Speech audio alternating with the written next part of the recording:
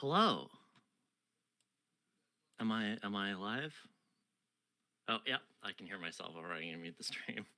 Okay. All right. Hi, everyone, and welcome to the 12th game in Roll Plus Bond's 4th anniversary live stream.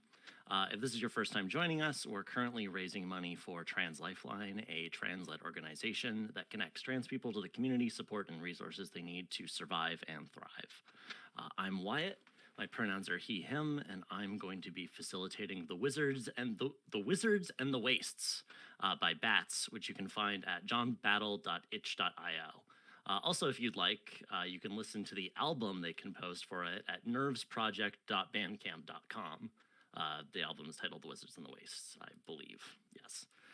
The Wizards and the Wastes is a game strongly inspired by Howl's Moving Castle, where wizards contracted to the royal government to take on tasks and try to make a difference during the backdrop of a terrible war. The characters cast spells using real-world texts like songs, books of poetry, and novels, and try to mitigate the corruption it does to their bodies and souls. Now, I'll let my players introduce themselves, and then I'll introduce the game. Hi, I'm Allie. I go by he, they. Hello, I'm Carter. I use he, him pronouns. Hi there, my name is Coffee. You can follow me at @coffeebeans on all social media. And I also make games at allcoffeebeans.itch.io, where you can find some cool stuff and supplemental material. Yeah, check out Coffee's games. They're cool. Hell yeah. Oh, thank you. You're welcome. All right. And now we begin Wizards and the Wastes. Once upon a time, Hearthtown was a small country town in the shadow of a dark wood. It paid its dues in dreams to the king in yellow on his throne of horn and ivory, and was unbothered by the greater world. Until one day, on the horizon, came a city eating up the land, the Endless City, which turns everything its pavement touches into infrastructure, which will bring a new age of progress and smog to this world, with its technocratic abbots, porcelain knights, and impossible skyscrapers. Hearthtown is now part of the city, incorporated into the sprawl. Its machines and factories work day and night to turn the forest at its edge into more useful material, and each day that passes, the people of the town forget they ever lived anywhere but the city, as its concrete tendrils reach into the past itself, changing the history of the land beneath it. 2 days ago, a pair of wizards were visited by a face-stealing representative of the city. It stepped out of the walls of their rooms and gave them each a task, with a mouth whose movements did not quite match its voice. The abbot in charge of Hearthtown has learned that no one in the town dreams any longer. Normally, this wouldn't be a thing worth bothering about, but the city believes it may be the work of the King in Yellow to undermine the city's strength. And so today, these wizards, you all, are guided to the waiting room of the abbot's office in the Holy Academy of the Worshipful Order of Amelioration to speak with him further before embarking on your task. Elsewhere, outside, there may be another wizard who has heard that the Endless City has sent this pair and perhaps is planning on doing something about it. But before we get to that, why don't the two wizards in this lobby introduce themselves and say how they're passing the time? I suppose I should go first then. Go right ahead. After you. Okay. So I am playing Micah. He also uses he, him pronouns.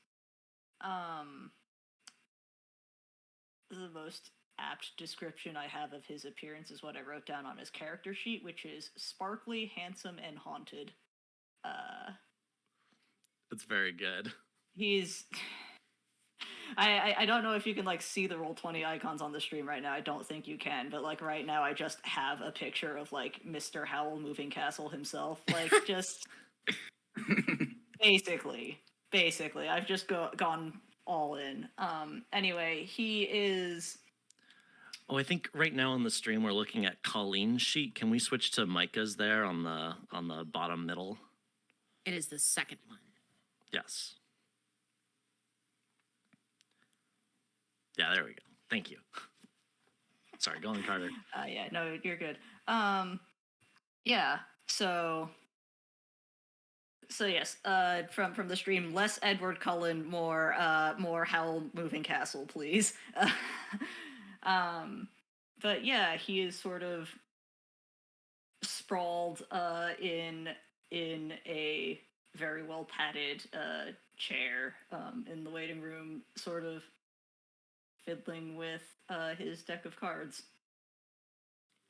And why don't we introduce our spell sources alongside characters so people can get a sense of like what your vibes are, what kind of magic you'll be casting today.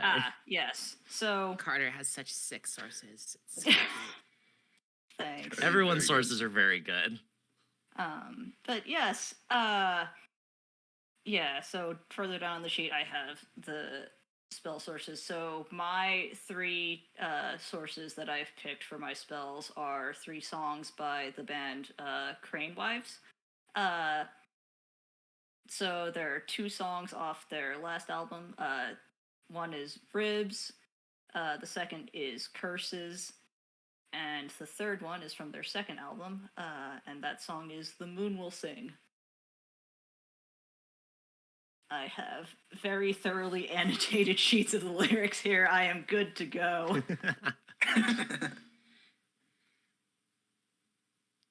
I'm very excited. I'm a big Crane Wives fan. I'm excited to see what kind of spells you'll be casting with their good words. Mm-hmm. All right, what about Colleen? I'm gonna try an accent. Let's see how it goes. Oh boy, okay. Hello, everyone. My name's Colleen Vermeil. I am a witch, and if you look on the sheet, I am the first entry. I was raised in the Gilded Circle to be kin to royalty, and well, it sort of worked out, didn't it? I am the first to the throne, the first wife, but 7th to the circle of the Spider Queen, and from that is which I draw my resources. I wield dreams. If you could imagine a meal from A Meal in the Sniffers by way of David Bowie as drawn by Jamie Hewitt. Holy shit. Yeah, sorry. It's a complicated image. No, you're good. And she's wearing this white 3-piece suit with this absolutely terrible looking red patterned shirt and a white, I only know them as taxi cab hats, like you see them in New York. Yeah. Yeah. And she has on her belt, she also has white leather shoes. And she has on her white leather belt a small Walkman, and it's just a Walkman. And she is fully asleep, listening to whatever is playing on the track. Excellent. All right, and finally, I think the camera like swings outside or maybe like peeks up through a window and then does like a zoom. I don't know exactly where our third wizard, Don Lotta, is, but Allie, why don't you take the camera from me here? I would say probably getting up to no good. Still currently in the city. Don Lotta used to live in Goblin Town, which has been recently subsumed by the Endless City. Used to be a frog, now a guy, after kissing another frog that happened to be magic. Yeah, they're currently he's currently working as a physician, wants to be a hatter. I'm just kind of reading off the sheet now, but kind of thinking on the older side. The appearances I chose were roughshod, rotund, fey, and certainly not elfish. I'm kind of going for a Danny DeVito, Always Sunny kind of vibe, but Yeah. more medieval. Yeah. Danny DeVito, but formerly a frog and also medieval. All right. Yeah. It's a little maybe complicated there, but I think Danny DeVito frog is pretty good. Yeah, so the spells and the sources I chose were the Quingle Wingle's Hat by Edward Lear, The Lorax by Dr. Seuss, and Where the Sidewalk Ends by Shel Silverstein. You love to see it. Oh, I forgot to introduce my sources. I am Oh, so yes. sorry. My bad. I was talking about this in the Friends of the Table Discord server earlier, but I am using 3 songs from the Kid Amnesia compilation album. First is Pyramid Song from the original Kid A, How to Disappear Completely from Amnesiac, and If You Say the Word from, again, the compilation album Kid Amnesia. So that's the kind of vibe I have. Yeah, and for just to be clear, we're playing slightly fast and loose with the rules of the Wizards in the Waste because there was a bit of confusion around exactly how many spells you get and around spell sources. But the most important thing is players have 3 spells before they have to do stuff to get new ones. And we will be keeping to that even if some people have multiple sources. That is fine. You know, what matters most is having fun. And looking sick as shit. It's true. It's true. That is also very important. I will explain more of the rules of this game as we go along. It's fairly light. I also have like a little simple explanation text on the Roll20 if we wouldn't mind switching over to that. Yeah, we will go over things in more detail as we go along. But in the meantime, the door of the office opens, and there is a kind of like mousy looking grad student wearing oh man, this is the thing. This game isn't fully GM-less, but is written in a way that very much encourages lots of player collaboration with the facilitator. So I'm going to ask y'all, what do you think the vestments of the I have to remember my own terminology. The vestments of the Worshipful Order of Amelioration look like? I have a couple of ideas, but I would love to hear y'all's first. I like it being like concrete gray, whatever form it takes.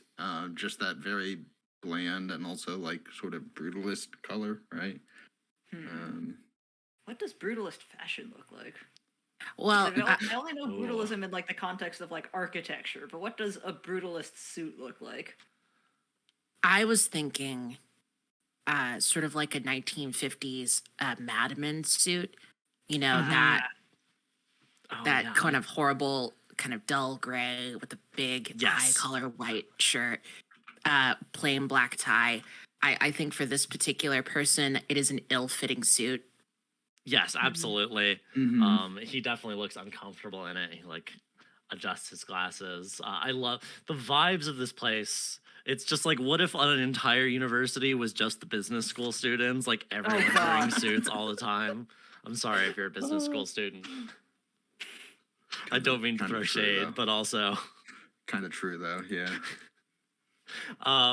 So yeah, he opens the door and says, Abbot Leoth will see you now. Micah doesn't really say anything in acknowledgement, just sort of shrugs and goes to stand. Colleen immediately snaps awake. Oh, all right then. Let's get this fucking over with. Give you a moment to make yourselves presentable, he says as he goes back inside. Make myself presentable. What the fuck is he talking about? Make myself presentable. I always look good. I look fantastic. That you do, Colleen, that you do. Now, you, Mikey, you could probably use a haircut or something, but, you know, that's your personal business. Somehow I will live. Right, how do you want to do this? You want to take the lead or shall I mean, I can't imagine what it is they would need us for. So, I haven't the slightest guess what they've called us in for. So, care to If do I the do honors? recall, Wyatt, if I do recall correctly, we were sent here with the explicit where did they tell Yes. us that? Okay. Yes, Oh, the I representative assumed- of the city told you that people Right, yes, here I aren't forgot. dreaming anymore. In the box text, yes. We Yeah, were yeah, no told. worries. Okay, I'm gonna revise that. Yeah, rewind the tape. Rewind the tape. That's all right. What was it that I mean, it said? still sort of works in a like, what does this even mean that people aren't dreaming anymore? Like, Yeah, actually, probably what Micah It's a says very instead is all just abstract problem. Yeah. says like, well, this sounds a lot more up your alley if I were to hazard a guess. So, you Right. can take the lead. All right. And Colleen sort of slouching forward, hands in pockets. Her jacket is sort of slung over her shoulders, lazily like a cape. Walks forward into the office. Her earbuds are still in. oh, great. Sitting behind the desk in this big, like, kind of long office, like it's more rectangular, like, and the desk is almost set up to achieve a certain, like, perspective trick to make the room seem like more grand than it is. Sitting behind the desk is a tall, very composed man with thinning brown hair and papery pale skin, smiling at you with the sort of smile that you give to someone that's like, oh, they don't know any better. So like he like notices your earbuds very clearly and has this like wizard's little like smile on his face. The grad student forced into being a secretary is like standing off on the left side of the door, slightly nervously. Does he stand up? No, I don't think he does. Probably not. Almost says- certainly not. Come in, come in. I hope your journey was well. I am Abbot Leoth. It is... Well, I won't say it is a pleasure necessarily. When wizards come, trouble follows. But sometimes trouble is... Well, sometimes you need a bit of trouble to stir up worse things. It's fucking ominous. Colleen Yes, sits it down. should be. You have never been to Hearthtown before, have either of you? Not to my Oh, knowledge. wait, sorry. He wouldn't call it Hearthtown. You've never been to Hearthborough, have you? Hearthborough. That's great. It's not a town of its own anymore. It's just a borough of the city. Colleen says, I've walked between dreams here and there, but never the real place in person. Yeah, can't say I have either. Waking or asleep. Of all of our distant holdings, it is one of the more peaceful ones. The people here have adapted well to the rule of the city, and so you should not come into much trouble. The true worry is their former overlord, one of the Dream Lords. Looks at you, Colleen, who I'm sure you have considerable familiarity with. It's one of the reasons we asked your queen if you could be sent on this mission. Right. Yeah. The big man upstairs. I think it is important to note that Colleen will never say the king in yellow as a phrase. Mm-hmm. Because that is just that for a dream wizard, that's bad luck. Bad. She says, yeah, big man upstairs. You took this territory from him? How'd you manage to do that? Oh, without much difficulty. Your dreams are useful, but they fall away when the light of day reaches them. He folds his hands. Be a light fucking sleeper then. Jeez.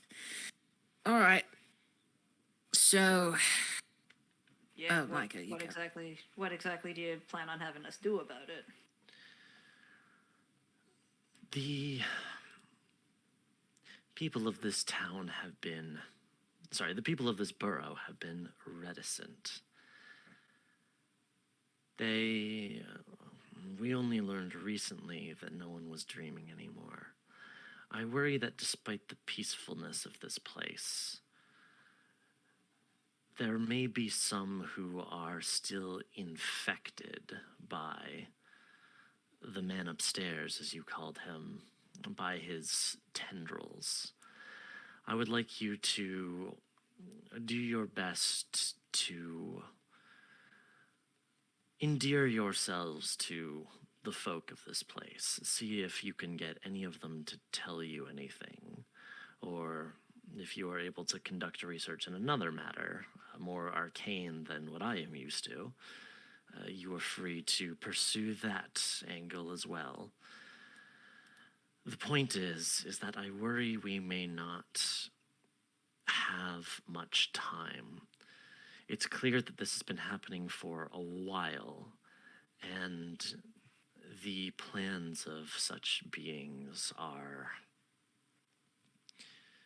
can be spontaneous. If let me you ask can you a work- question. Go ahead. Says it's been happening for a while. Was this occurring before or after y'all moved in? You would be better asking the townspeople. Right. From what I know, beforehand, everyone here had particularly vivid dreams.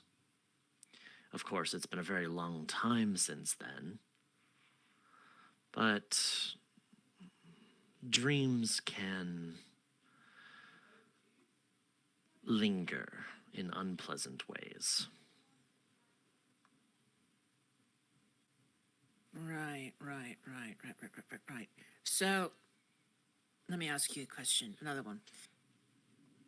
Are any of the old, community leadership, elders, religious leaders from before the fucking office building dropped on their heads, any of them still around? They are around. They will not bother you. Okay, that just makes them sound like the dead. Right, you get that right.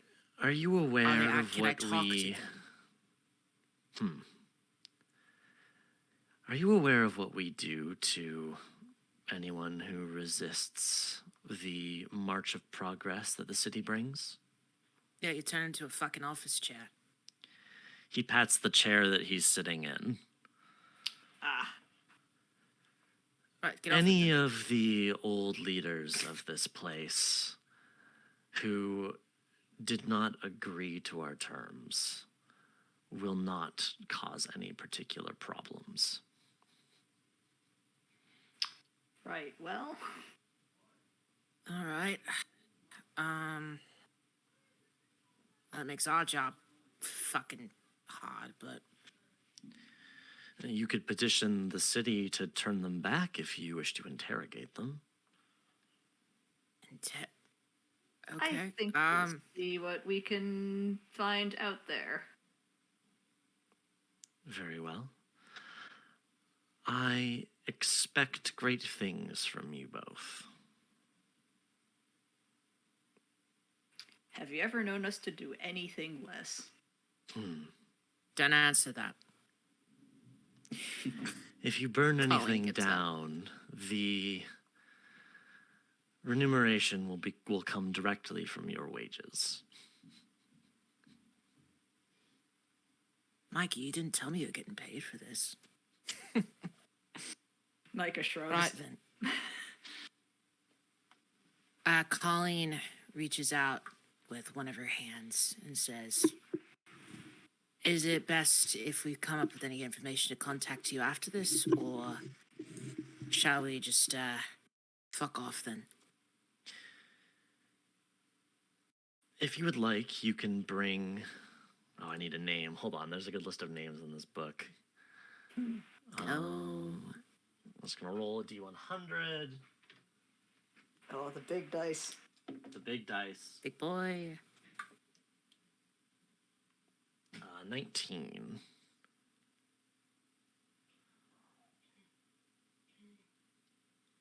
We'll go. That one doesn't quite fit, so I'll go one down to 18. If you'd like, you can bring Edgardo here along with you, and he can ferry back any messages you have for me to the academy. I am quite a busy man, though, so I don't need a running tally, but if anything, if you deem anything worthy of my knowing, you can send him. Edgardo does not seem like he was informed of this, and looks briefly alarmed before composing himself. Micah just sort of turns over and goes, "Well, kid, get ready for some field work." He just gives you a nod. It'll look great on your resume, don't worry. Look at that professorship in no time. He gives you a slightly less pained nod. No longer adjunct. gotta get his degree first, surely. Yeah. All right. With that, shall we cut back over to our other wizard, Don Lotta? Yeah. Man. So yeah, Don Lotta, you have heard that these two wizards have arrived in town. Do you plan on acting on that in any way? Are you keeping an eye on them? What's going on here? So, do I know the reason they were sent into the city, I guess? I think so. I think if anyone here, I think it's fair for you to know also what's going on, both because that's expedient, but also like you're a wizard. It's probably more clear to you than anyone else that there's weird stuff going on here. Yeah, I think in that case, yeah, definitely. I think Don Lotta has actually set up a small stand outside of the. It's not really a clergy, is it? I don't know. It's an what you would- academy. It's an academy, yeah. Yeah, set up a small stand outside of the academy here. Just selling stuff on the street and waiting for the I think specifically physician services here. And sort of like a Lucy Charlie Brown like nickel to inspect you kind of way. Mm-hmm. And just waiting for the to sort of tail these guys here when they come out. This is great. You do not have a permit for Absolutely selling not. things on the side of the street. Absolutely not. You can do this. It's likely that someone is going to come along soon. I assume you set this up quite recently, more just as like cover to tail these other wizards. Yeah, so I don't just look like I'm following them in the street or something, right? Mm-hmm.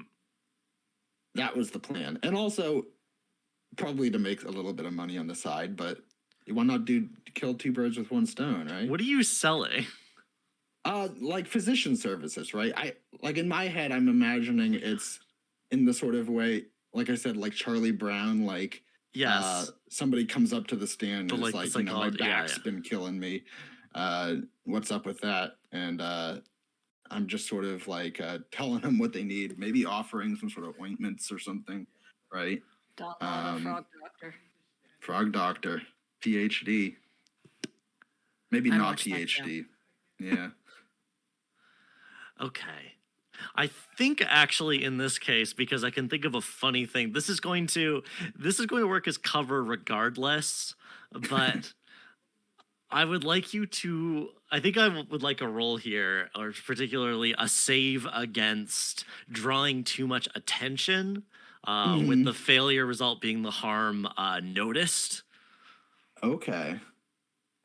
Yeah, I'll make How harm works in this game is very fun. It's very like fictional. You get the harm, and then you have to get rid of it somehow, and it will like have effect on you in the ways that are obvious by how it says. So if you've been noticed, that means that the cops of this place will be paying more attention to you, and may cause trouble for you, etc.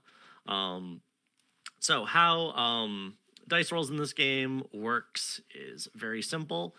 Everyone has a base save score of 6, which they try to roll equal to or under on a d20.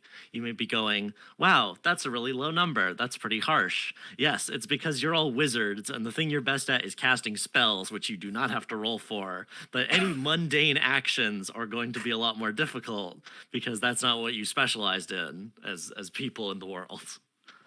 Especially and also, if you're unlicensed. yes. And also, this is a method of advancement in a way that's very fun. If you fail, you will gain a new like skill. The game calls them saves. It's like skills in other games, where it's like, I guess it would be in this case, street corner vending.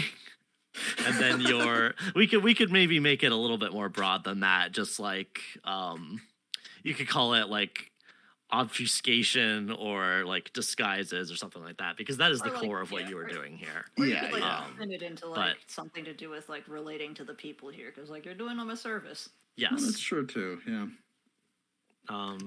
Yeah, it would be your choice. But point is the number would go up to 7, and then whenever you save against something of that nature, you have a slightly higher chance of success. Right. So, can I get a 1d20 roll from you, please? Oh, Of course. sorry, one more mechanic. If you would like, you may take the daring die, which I had forgotten to put on the roll 20. I'm going to drop it in here right now.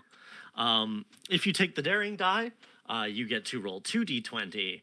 But then I believe, let me check, you cannot take it again until it has gone around the table. I think that is the rule. We can look it up. Yes. Afterward, no matter if It's the on save page succeeded 7. or failed, they must pass the daring die to another spellcaster. And then that gets passed around. Oh, no, wait, no, this is different. Okay. The spellcaster spends the daring die when casting a spell. They roll the die and lower the corruption cost by the amount listed. They then return the die to the center of the table. Otherwise, they continue to pass it amongst themselves for saves. Okay, so you can still use it for a save, I believe. That would be Okay. what the otherwise implies. Okay. I don't mind getting this thing started here. I don't mind rolling 2d20 Yeah, let's do it. and Yeah, getting this why not? thing It's a rolling. one shot. Take that daring die. Let's do it. 4 hours. Burn through all the mechanics, baby. Here we go. Okay, it's a pair of bad rolls. well. Yeah. Okay, it's okay. This is gonna be funny. I have a very It'll be good. It'll I have be a very good. good idea for how to frame this. Okay, so yeah, write down in your sheet that you've taken the harm noticed. And who are you giving the daring die to? I'll give the daring die to Colleen. Okay. Colleen. You. Boo-boo. So Micah and Colleen, as you come out of the academy, you notice a surprisingly long line of students. And we see Don Lada giving a particular student like a very good like chiropractic. Oh my Here, God. like I'll throw the camera to you now, but like basically your services have become very popular because all of these students have extremely bad like back and shoulder problems because of the crappy desks in the school. The crappy So desk, the moment bad people hours. heard that you can help them with back issues, like a bunch of students have lined up to be like, oh man, we don't even have to go anywhere. It's right outside.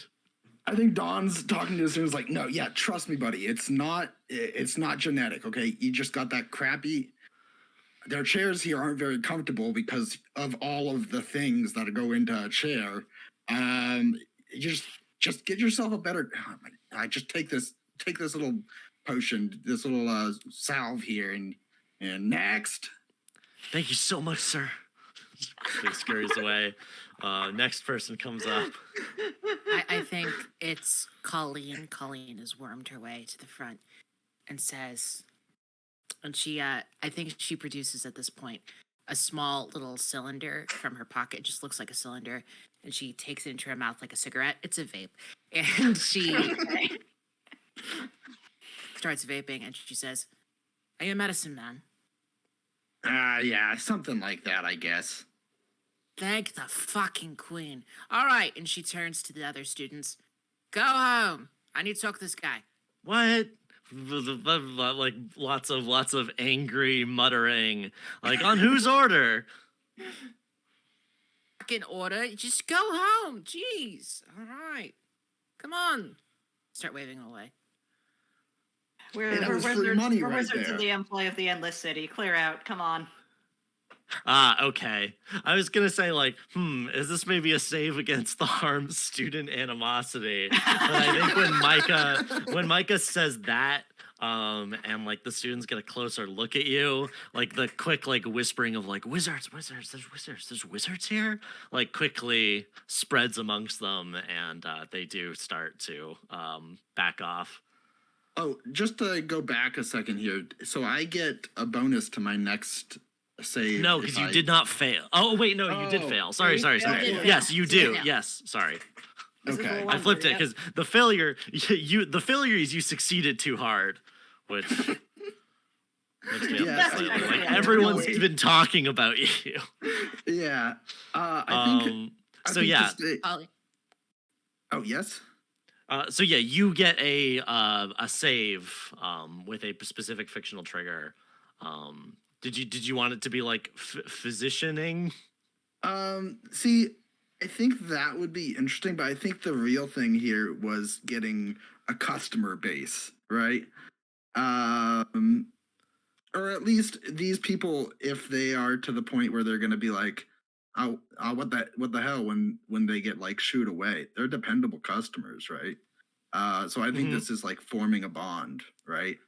Or something, maybe not Okay, something so- so nebulous, but Saves for like making friends or like or making connections. making connections, I think would be. I like good. that. Yeah. So yeah, right on your in your save section, making connections 7. Awesome. Okay, I sorry. think- Back in the scene now. I think Colleen turns to Mike and says, "Way to keep a fucking low profile now they know we're here." Turns to Don Lotta and says, "How long have you been working in this community?" Not that this community. Not this that community. long. Oof. Been doing this a while though. It's not like I mean, I might not have a license, but it's not like I don't know what I'm talking about. No, Great that's words to you- say out loud, but yes, fair. I am a little Yeah, I don't have concerned nothing about to the hide. license plot. Yeah. And she says, "Right, I'm asking, were you here before, or did you come after the introduction of the unending city into the infrastructure of this lovely little She looks around. Borough. Yeah, well, kind of the newer parts of town. My old place was Goblin Town, but recently that's been a little bit different lately. The infosec alarm goes off. Colleen, Ow. Colleen think- grins wide and says, "Oh, so you're openly aligned with the terrorist faction then?" That's No. No, I'm not. Listen, I would never say something like that. Not around two upstanding wizards such as yourself. No, never. Colleen takes Don Lotta by and waves Mikey away a little bit, and she says, "Look, I don't really give a shit about any of this unending city bullshit. Oh, crap, whatever. I'm here to solve a problem because I've been asked to, and I can't fucking refuse. Otherwise, they're gonna chop my head off, right? So, I would greatly appreciate. That's kind of your what they do. assistance. Yeah. Yeah, no, not even turn me into a nice chair. No, I could stand being a chair for a couple of years. No, as soon as a wizard refuses an order, they're like, oh, all right, off with their head then. It's fucking difficult, Yeah. to find work. Wizards anyway. are. Yeah. I can overlook all of this, and I'm certain that my partner, and Colleen looks over to Micah and gives him a look. Waves back. I'm certain that my partner can also do that as well, as long as you're willing to assist us in our investigation. Does that sound peachy keen? You two are looking into this whole Yellow King business, yeah? Don't say his name. Hey, I yes, caught no, word of this. You know, I'm a little bit of a man on the streets myself. Right. And that's precisely what we need. We need to figure out why all of these people stopped dreaming. Are you familiar with first, let me ask, do you know if there's anyone in town that remains from the days prior to the opposition or the occupation? Because if we can identify a reasonable starting point, then we've identified the issue, haven't we? Prior to the occupation. Donlada, I think I can give you a contact here. I think this is an easy way to bring this character into the story. Mm-hmm. Because you've been, as we discussed, you've been here fomenting, so to speak. I'm good at fermenting, yeah. So your path probably would have crossed with a woman by the name of Nakver, who is a rabble rouser and abolitionist, particularly around the Endless City's tendency toward turning people who cause trouble into things more useful to society, such as chairs and machines and other helpful infrastructure. Even if they aren't particularly ergonomic, right? So. Just a concrete bench. It's terrible. Yeah. Yeah, I think Don Lada Who, says to be clear, is from this place. Mhm. And is not like old, but Was a Was- frog. yeah. wait, What? No, yeah, I'm a frog. I was the frog. you're the frog. I am the frog. I was the frog. And then he kissed the frog and then became a man. You know, like he does. Is that As what Don we- Lotta says? Sorry, go ahead. No, oh, did Colleen mention the frog in character? Would be my question. Because if the frog was mentioned, I mean, now the floodgates have opened up. You know. No, Colleen. I don't think Colleen would immediately know to ask. Okay. Yeah. In that case, I think I guess point of order. Do I know if Macver is somebody who obviously they don't want the attention of say Mhm. city magistrates or anything like that, right? But Mm. could she handle herself? Against wizards? Obviously not I mean- in combat, but in terms of like keeping up like appearances, I guess. Oh, yeah, you think so. Okay. Yeah, I think in that case, Don says, "Yeah, I think I know somebody." Well, that's fucking fantastic. Oh, shit. Colleen turns over to the graduate student, Edgardo, and she says, Edgardo, I've just received important information from this medicine man. Yeah, I was actually hoping maybe he could look at my back. Hey, nickel apiece, got some ointment here. Right, after Starts he helps fishing you around get in back. starts fishing around in his pockets.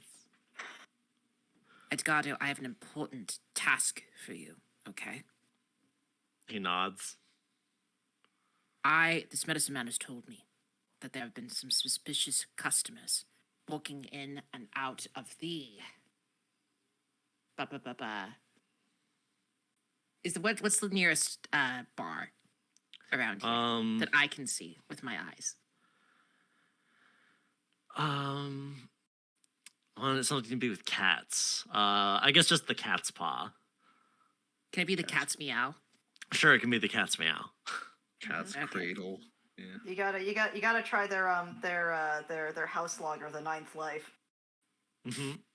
It's right next to the bee's knees. Yeah.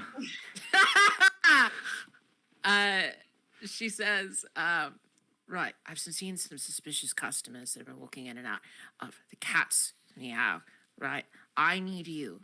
And does he have like a little pad or something? Like a little notepad? He's a grad student. Yes. She points to the pad and she says, I need you to go into the cat's meow and I need you to write down the description and the character of every person that walks in and out of that building, okay?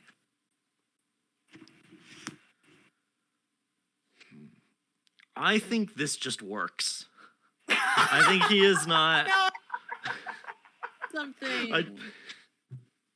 I think Edgardo has been told to listen to you and will listen to you and is not overly suspicious of you as of yet. I think perhaps he will realize, like, there's no way to stop him from realizing that you sent him on a wild goose chase. And so perhaps future attempts to convince him of things, which is to say lie to him, may be more difficult. But as of now, I think he just gives you like a fervent little nod and says, right, yes, I can do that. This is very important. If you do this task for me, right, I'll talk to the abbot as soon as this job is over, and I'll make him know for a fact the indispensability of your part in this investigation. What? I can't believe you're dangling a reference letter over I was this man. Carter. I was about to say, could I put your name? If I get asked for references, could I tell people that you're one of them? I don't know. I have to make sure that you do a good job, you know. Well, yes, of course, of course, how of could course. But I will do a good job, and then Yes, of course. I trust you. I believe in you. Now go! Go! he scurries off. Fly! We are being so rude to this man. Don know Lotta he's is fucked up. confused the whole time that Colleen is doing this because absolutely did not say anything about the cat's meow, right? But it's like No. isn't about to speak up against Wizards of the City, so Right. And he's gone. You've removed your tail. Congratulations. Perfect. I pitched this character as John Constantine, but a lesbian. I'm leaning into it. I have to. It's part of me. Anyway. So do you three head off then, being led by Don Lotta? Sounds like the plan. yep, taking them to Macver's place. All right. So we get a set of montage shots of Hearthtown. I have to walk through. The town is sort of striated, or parts of it have been recently restructured to have it be more separated. So it's difficult to get from one side to the other without being routed through the town square. It's there's a lot of winding side streets and stuff. So from the academy, it's the easiest way is to go through Sunday Street, which is where all the newest, fanciest houses are for people that have moved out to get some of the nice country air, and are probably a bunch of the people involved directly with the industry surrounding the lumber work in the forest live around here. There's some paper shops that have opened up that are very, very nice, fancy, high quality paper. And then a bunch of people wearing nice clothes. Again, I just watched Howl's Moving Castle last night, and the shot when they first show up in the like royal capital, all the people wearing the fancy clothes and like going around in flying machines and stuff like that. I don't think we have any flying machines here. Maybe one of them zooms overhead. It's like a kid taking his out. It's right after school or something, but like, ladies with parasols, men in nice suits with top hats, that sort of thing. And then through there is the town square, which is a little bit more, is a little more like unbuttoned. It's like more, there's like, this is where one could get a license to open up a street stall. Like there's like people selling food in the street. There's like carriages with horses, like people moving goods back and forth. There's like lots of different shops that people are visiting. And then past there, as you go through the square and head towards the part of the town where the community housing has been set up, after, of course, a bunch of people's houses were bulldozed to make room for the industrial factories. Point of order. Yes. Were they bulldozed or subsumed? Right. I was using bulldoze broadly. They were probably subsumed. Gotcha. The city probably like restructured this place itself. Yeah. They were eaten. And then as you three head down the street, we see watching you from a cafe, looking up past a newspaper, a person who was described to me as looks like an anti-lesbian version of Death the Kid with square glasses. Oh man. So a person, for those who have not seen Soul Eater, a person in a like sharp suit with like short hair and like gold buttons on the suit, like cuffed collars, like very fancy looking, but like asymmetrical hair, and a like permanently a permanent like kind of annoyance at the world around themselves, of very much like I'm better than everyone else here type of look. Bringing in the rivals. Yes. 100%. And for the record, Mitch, I pitched Death the Kid, all right? Not Wyatt. This was mine.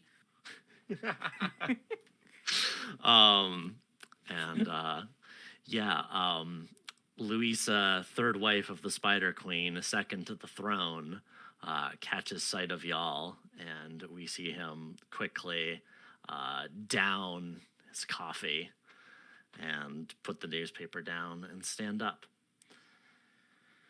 Oh, fucking Christ. You don't see this. You don't We, spot the it, yeah. audience, see this. Oh, wonderful. That's Yeah, you were being tailed now by a tail that is much more difficult to get rid of.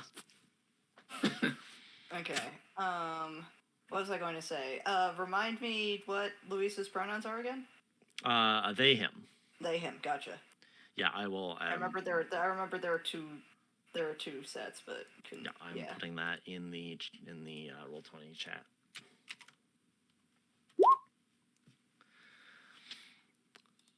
Okay, and now we cut to the community housing, which are a bunch of like tenement houses, probably like 4 stories, all tightly packed together. There's like graffiti in some like sprayed on some walls, but also like is in the process of being cleaned up. We see someone wearing the like uniform, like a Publix work uniform, like trying to like scrub it off of the wall. And let's see, I think there's some kids playing in the street. That's the general vibe of this place. And where is Mac right now? Is there Allie, some sort of build? I was gonna say, is there some sort of building that the abolitionist group stays in, or is it a sort of situation where it's like they're always getting found out and having to move on someplace I think else, it's the kinda? sort of thing where it's like there's like I don't think they've been found out yet. Otherwise the Otherwise, city they would would be have cares. cracked down. Yeah. Can I pitch something in that case? Yes. You know how in like the prohibition they had the bars that were like, oh, you open the Speakeasies, yeah. bookcase, the speakeasies, yeah. Yes. Can we do like a speakeasy situation? I would love a speakeasy situation. Yes. I was going to say, I think they meet under like a book club of some kind. But yes, it's a book club in a Oh. speakeasy. Yeah, it's like, what if the Cut. bar was a library? I have a name. It's the Toadstool. The toadstool. Okay. Gotta stay on brand with our theming. Yeah. There's It's lots of actual like plague. wood paneling and like low gas lights. Hmm. Yeah. So So, in that case, oh, I sorry. have a question. Are you going to bring these wizards directly there, or to like, are you gonna try to go on? I go was on gonna say, ahead? yeah, I was gonna say like we get outside the building and I'm like, hey, you two stay out here for a second. I gotta warm them up, do my little magic, not in the literal sense. Micah sort of raises an eyebrow, but like, sort of does the go-ahead hand motion. Okay, I think in that case, Don looks to Colleen to seeing probably the okay there, steps inside. I think it's like a little, not like a tea parlor or something initially, this Mhm. first room here. And Don sort of shuffles up to the counter, leans over and says, and just says to the guy behind the counter, elderberry wine, and I guess that's like a password or something to get into the speakeasy here. That's so good. What kind of cup would you like with it, sir? Nothing too fancy. Excellent. This way. And pulls the lever. It's like a big, thick, like brass lever that goes ka-chunk. And the door is opened for you. It's probably like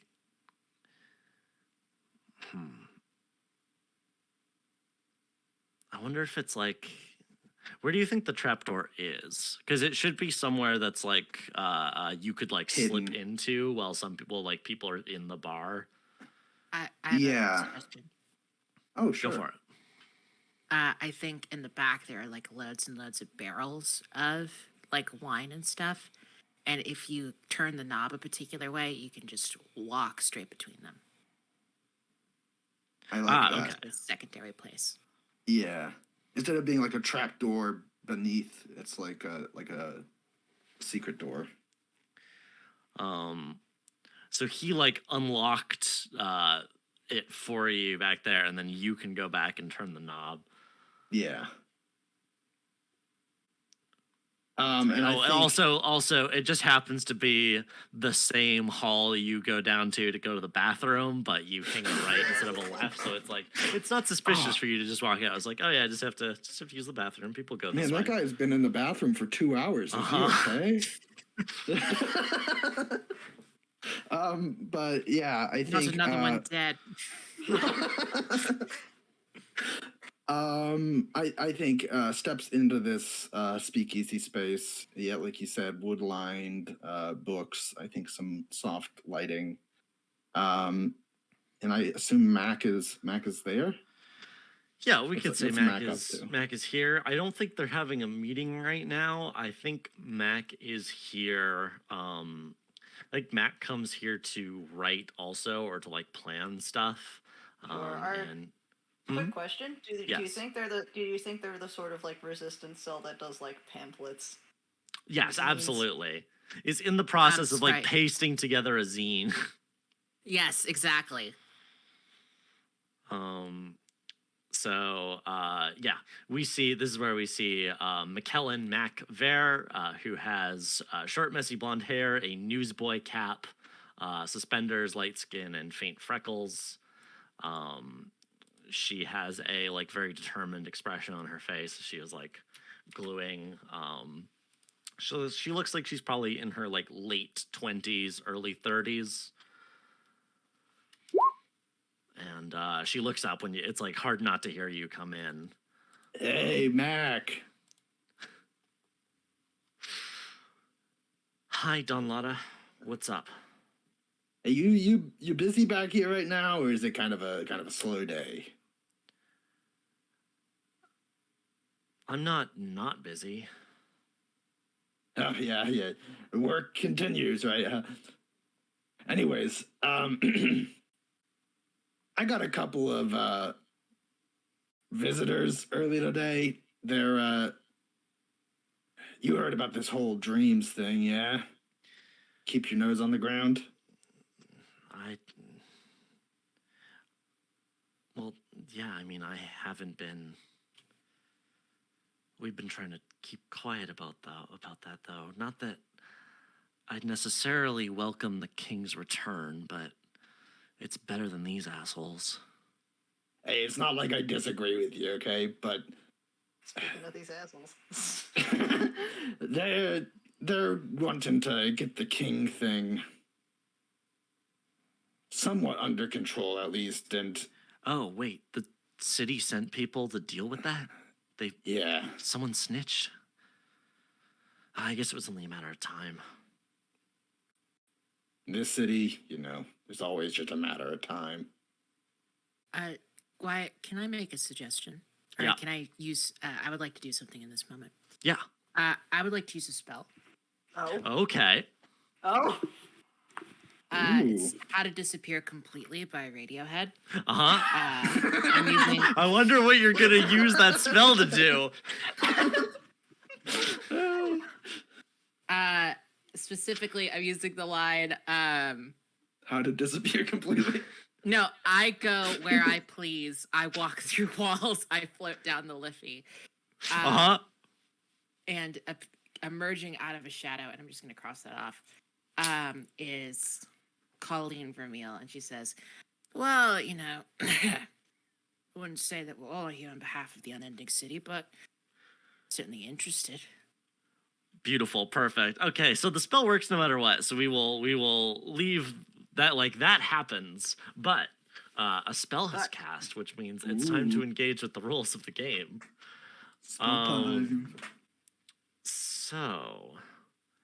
I'm just pulling up the specific page here. So as the book says, magic is freeform in the Wizards of the Way. So whenever you want to cast a spell, you declare its intent and work with the rest of the table to decide how much corruption it should cost. And there's like on the following page, blah, blah, blah, it describes a bunch of stuff about how we would determine this. Most importantly, there is a big table, or not a big table. There's a page which talks about, which gives you a selection of basically magnitude costs for how much corruption a certain spell of a certain power would cost. For the audience, the important thing you need to know here is at 20 corruption, the wizard turns into a big scary monster, and that's kind of it for them as a player of the game. When they hit 5 corruption, they lose an important part of themselves, a love, want, or memory, a thing on their sheet called a bond, which we will go into if characters lose those. If we lose all 3 of ours, we disappear from the stream. Uh-huh. Yeah, you got no more bonds to roll plus. Now this is interesting Bazinga. because you have the daring die, which is a thing you can roll to reduce the amount of corruption that you take. Now I think how this works is if you choose to do that, I believe you have to choose it like you have to take the remaining corruption. Like the bargain you make, use like instead of making a bargain, no, I'm just gonna take the corruption and then I'm gonna roll this die and try to reduce it. And you Mhm. take whatever's left over without being able to bargain anything else away. Mhm. Sure. Yeah. But first, we have to ascertain how much corruption. there Yes. should be. Yes. So where's the I was table? just. So, Um, so I think at this point, it's I would like to describe what my magic does, because Mhm. um, I will say. instead of like actually turning myself invisible, what I did, what the way my magic works is that I project dream logic out to the world around me. So when when Don Lotta turned towards Colleen and was trying to find out her approval, I think Colleen just followed, and Don Lotta was like, "Oh yeah, of course, it's a dream." Like you would in a dream. Okay, that's fun. What was it? Dream logic situation, right? Yeah. The text of the Daring Die does not specify, but I think my ruling is the most interesting one. Of you have to gamble with it. Okay, so there's one target is the important thing here. Mhm. It only. Oh wait, is there only one target? Would the bartender have seen you come in? I think it's like an area of effect Okay. around myself. Okay, so that makes it like close or near. Sounds like. Like a shroud, right? Basically, yeah. Yeah. A shroud of dream logic. It's like a 5-foot radius of dream logic. 2 Or feet. 10 I am working off the distances listed in the Mhm. book. Right, Mhm. sorry. Okay. Yeah, this sounds like close range. Let's Close go with range. close range, and I think 2 targets is probably fair because the bartender is the most important one that you would not want to notice you here. Yeah. Yeah. I'm guessing. I mean, I just like also Mac, right? But Well, I I don't mean know. that's the first target. right. Oh, okay. I see. I thought you were yes. Oh no, sorry. No, Mac doesn't matter as a target because Colleen just like stepped in. Like Mac, Reveals. yeah. Yeah. Okay. Yeah, that makes Yeah, sense. she's trying to escape your notice and the bartender's notice. That makes sense. Yeah. Okay, so I think 4 corruption sounds good then. Yeah. What about power of the Daring- target? Oh, yeah. Hmm, I guess that's well true. Like that's seeing tricky through because it? one person is a wizard and the other person is presumably just a normal an average person. Yeah, I mean, power of the target, Don Lotta would be the prime target here. But I think the fact that this is a sneaky spell probably makes that less of a big deal. I don't know. I mean, I guess it Yeah. depends on how alert. I think you get to decide this, Allie. If you want it Yeah, to only be 4 cost. That's a good. There's also an interesting angle here where if like Colleen notices that it costs a little extra to like get one over on Don Lotta, that might be a clue. to her. Here's the thing. I think Don Lotta already knows that they're wizards, but isn't actively looking out for this kind of thing, right? Mhm. So it's like there is a base level of like, oh, they're going to be doing magic probably, but also like I'm not specifically looking out for they're pulling one over on me, right? So maybe like one addition, like average adult Okay, so here in the 5. book. So 5. Yeah. Does that sound good? Yeah. Perfect. I'm going to use that daring die All right, because I like to roll with the punches. roll that 1d20.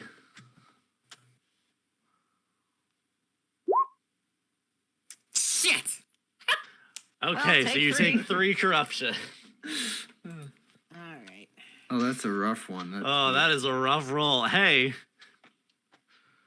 I mean, the nice And I thing cannot would've is been bargain a that down. no. would have been a success on a save. So, you know, Mm-hmm. bright side of Um, things. What you still can do to, I believe, Reduce purge corruption is Yeah, at any point, if you want to purge up to 5 corruption, you can turn into a monster. Just a little bit. You Oh, Just know, a no, little I thought bit it was into a toxicity. monster. I What? thought that was toxicity.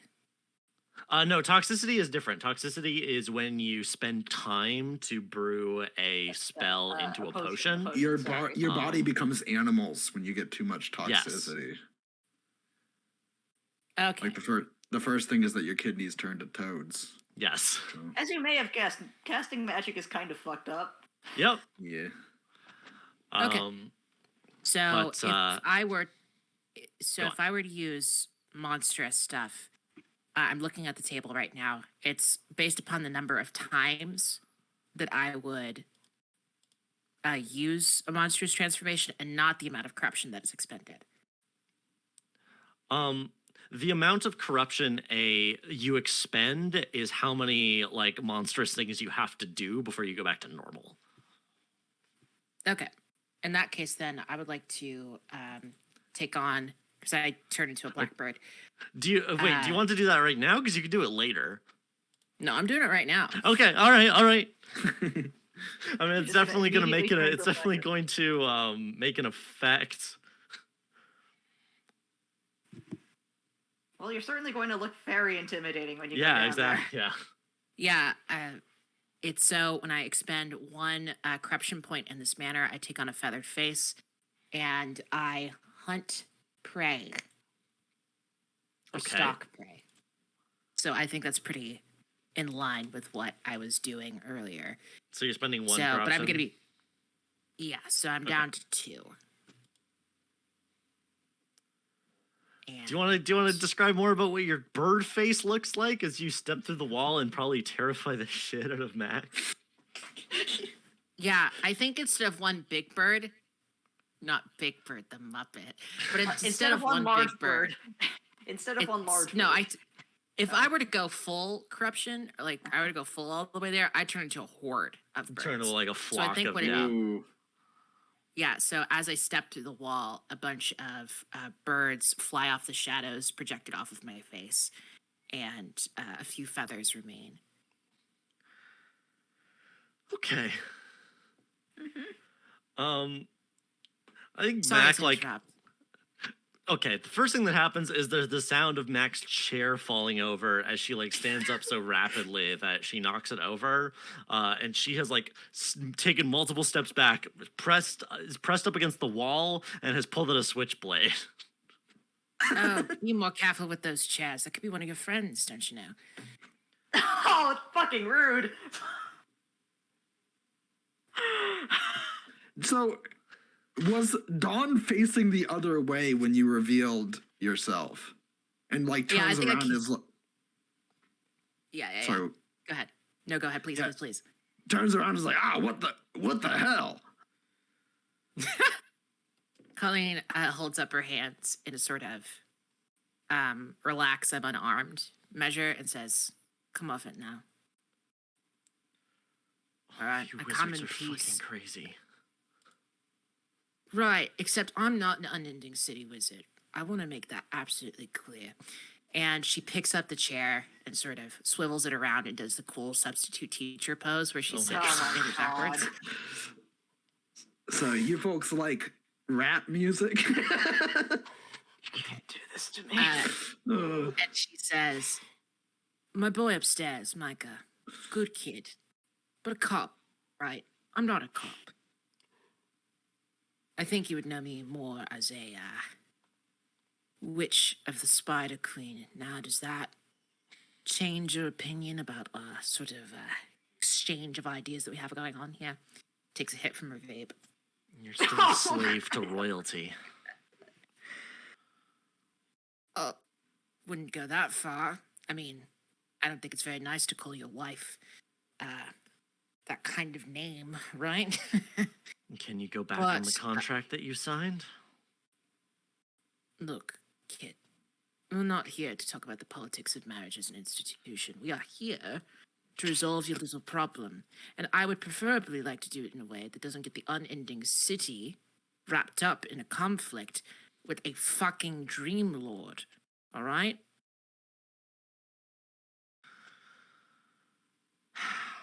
listening. Right then. I know Donnie hears magic. 100%. But what I need to know from you is the nature of this dreamless sleep. Right? When did it first come about? Was it in direct consequence to the unending city? If there's any other changes to the social fabric that are not related to the unending city.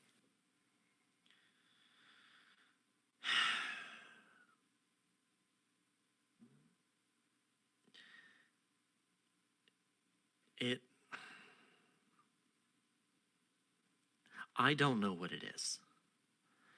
What I do know is that it's probably, if the King in Yellow is making a move, it's probably going to start in the graveyard. Yeah, that's his MMO. Sorry, what was that? I said, sorry, that's his MO.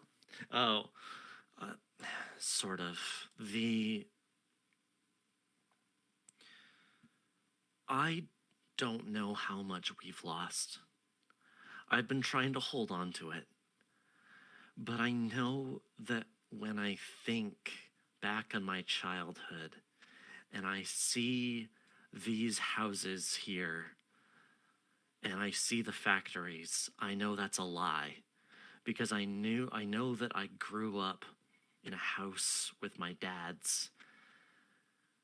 I know we lived in a house, and I know it had a well, and we had a dog that ran around in our yard outside, and there was a big brambly bush just down the lane, and none of that's here anymore. But I know it existed. And I know that if the city is trying to take all this away from us, then our dead are the ones most likely to still remember. When we bury them with memories to appease the king. So they're dreaming down there, so they're remembering everything over and over forever.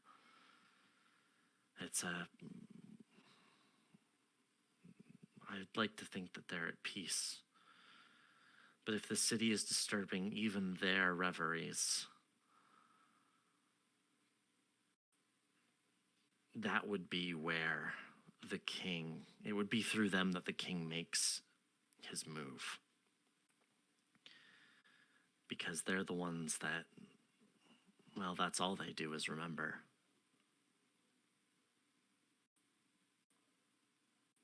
Right. She gets up from the chair, and some of the posturing that she's been doing sort of slips away. And she says, "Look, kid, I don't like the man upstairs at all, right? But I am sympathetic to your position. I'm trying to make sure that the situation goes off the radar of the unending city so they don't make the fucking mistake of trying to attack something that exists outside of corporeal terms, all right? It would kill most of the people in the 100-kilometer radius of this town. It wouldn't be pretty."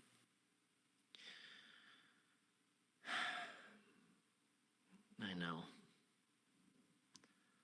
As much as I sometimes wish that this place would get blown up, I do care about people here. Right.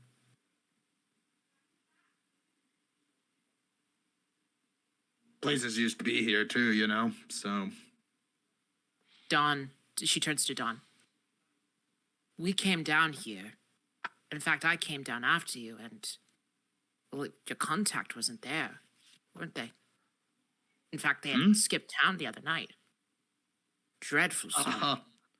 Oh yeah, it's a real shame, that one. Nudge, nudge. Wink, wink. Wink, wink. Anyway, if I'm- this scene, you let me know when like this scene is more or less done because I have my own spell I'd like to proc. Oh, okay. I was gonna jump back Ooh. to you in a minute. Yeah, let's do it. Okay, I think she says, I can make myself scarce, but I'm not going to leave. There's still work here that has to be done, particularly Oh. if you go around mucking things up. I know that, but I just don't want, again, Mikey the cop up there to put too much of his nose into anti-unending city business, wouldn't he? Keep on And I trucking. kid. appreciate that. As rude as it was to just barge in here. Haven't you ever heard of OPSEC? All right, let's cut back over to Micah, who, before you cast your spell, Micah, a Yes. person in a smart suit Mhm. makes their way up to you with a like small like half smile on his face. Is it a familiar half smile? I don't know. Have you met Lou before? Ah, no. I thought this was going to be another one of the representatives. No. Lots of people in suits in this game. Yeah. And he like sidles up to you and says, "You look lonely. Waiting for someone?" In a manner of speaking. In a manner of speaking. Rolls his eyes. Have you been stood up?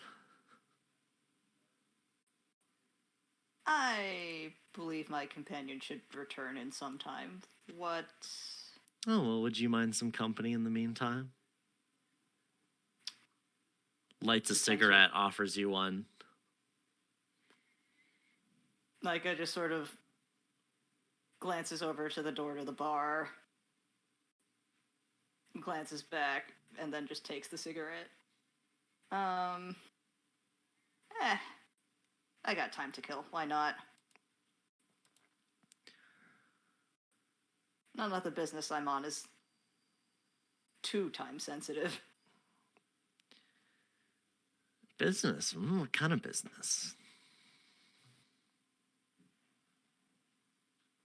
Well,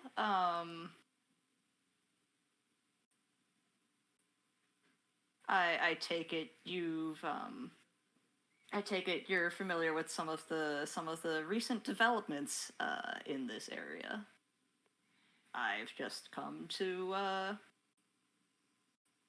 I've come to have a look around, let's say. What gave that away? Is there a piece of city infrastructure I can sort of point at? What? I suppose like are the factories like within view? You can see the smokestacks of the factories, yes. Yeah. Yeah, Micah just sort of like tips the cigarette like vertically and mimes it, you know? I don't know what you mean. The city's always been here. Can I tell if they're lying? Cause like Cause I don't think they okay, so like Micah doesn't know Lou, but Mhm. I imagine can sort of pick up that like Lou is not from around here, so to speak. Mhm. And I don't know if like Lou necessarily looks like he's from the city either. So I guess I sort of want to like I'm trying to figure out his angle here.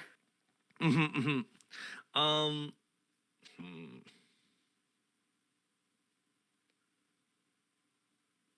There's something fun we could maybe do. I'm thinking of how to frame it. Because you're both trying to get information out of the other Right. in a way that could potentially be. Okay, here's the thing. Yes. Are you. we can play through this, or if you'd like, you can attempt a save to potentially get better information, or to even like get the best of Lou here, with the risk, with the broader risk of Lou getting the best of you. Well, I am a fan of handing the GM knives to play with, so I'm gonna roll the save here. Okay. And use that to frame the scene. Also, Amazing metaphor. Colleen, would you like to? You use the dice, so you have to give it to someone now. Oh no, I think you put it back into the center. Yeah, no, Carter can She's pick it up on. again. Do I want to use it for the save? Because otherwise I have to bargain to pay for the spell I was going to cast. Uh huh.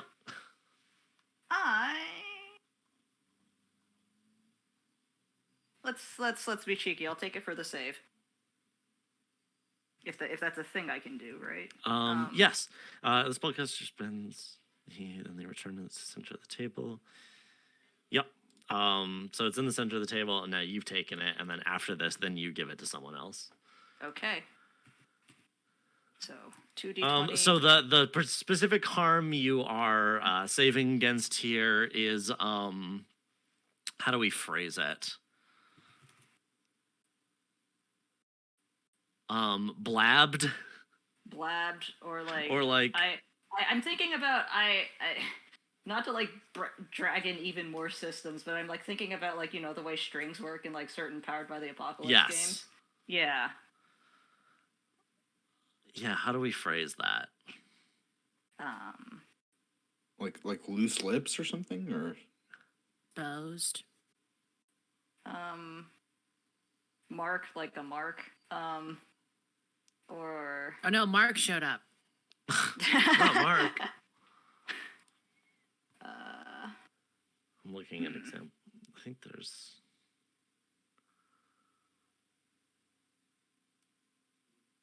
Oh, entangled. entangled. Oh, Yeah, that works. yes. ooh, that's a good Okay. It works double because like she's also because they're also Spider Queen. Yeah. Uh huh. Okay. Yep. Okay. Yep. 2d20. 2d20, keep the lowest.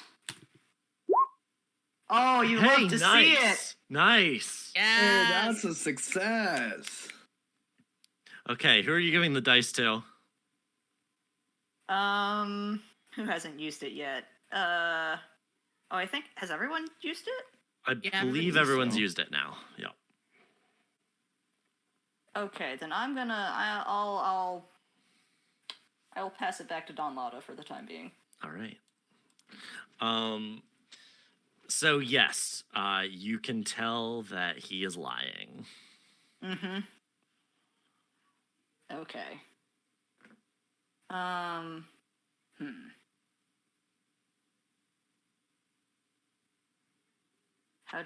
does Micah play this off? I think what he says is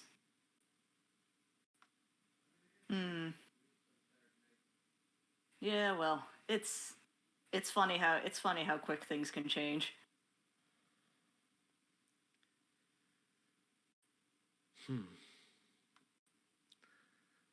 That it is. It seems like things might be changing around here.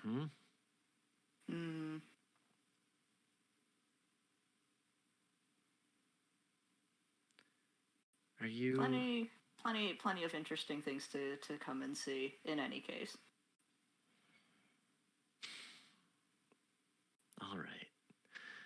They like adjust their suit slightly. I'll cut the bullshit. I know why you're here. Do you now? Slow nod. I think we maybe can get along. Depends on what you're planning. Looks Isn't left, that always the case? looks right. I know what it's like.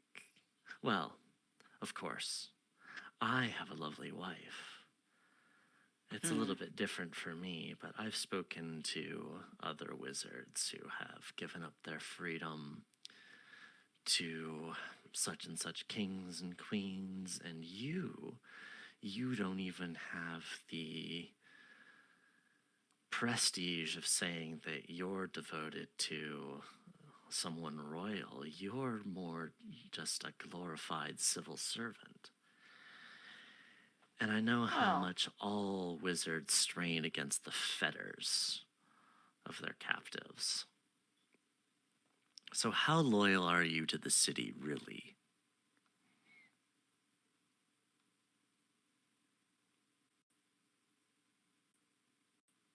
If it's all the same to you.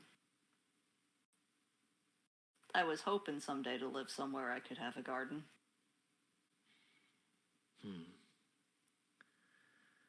Would you be But really, like, interested this would be in... nice.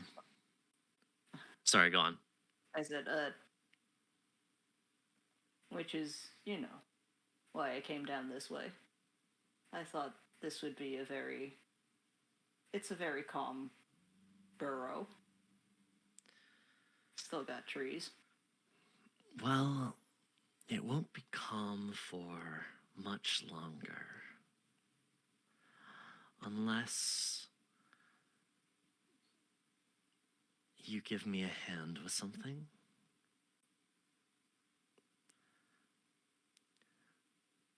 Oh, hey, we hit our goal. Whoa, what? Oh, Already? Holy Whoa. shit! Wait, what? Damn. Hey. Shoutouts. Yeah, we just hit 4,000.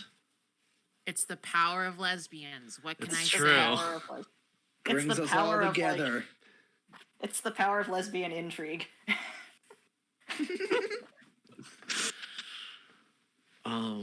Wow, that's exciting. Everyone has Shit, been... I guess we gotta. Damn, we Yeah, gotta. we gotta raise come up the with a new goal. one now. Thank you, everyone, for being so generous. Yeah. Okay, I'm gonna get back in the scene now because I gotta get somewhere before we're gonna go on break in about half an hour. It's like 25 minutes now, so I wanna get you to your spell. Yes. But yes, Lou says Lou has asked if you would be willing to help them with something.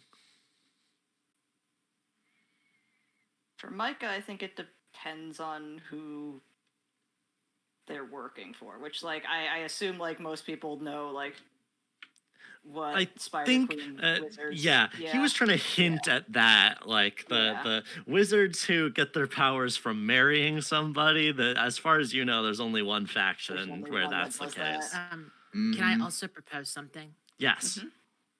Carter on, Yes. or rather, Micah, you have seen on Colleen's hands 2 tattoos of Oh. eyes with 4 lashes on top and bottom, stylized like spider's legs, Mhm. and on Lou's little collar is on the bolo tie that they're wearing, which I think is how it was described as.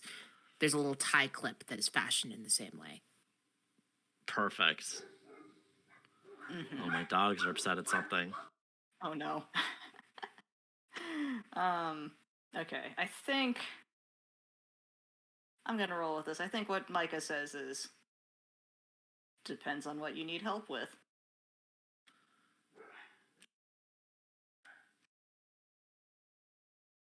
It will bring the flowers back to this place, that I can promise. The Spider Queen's interests lie elsewhere, but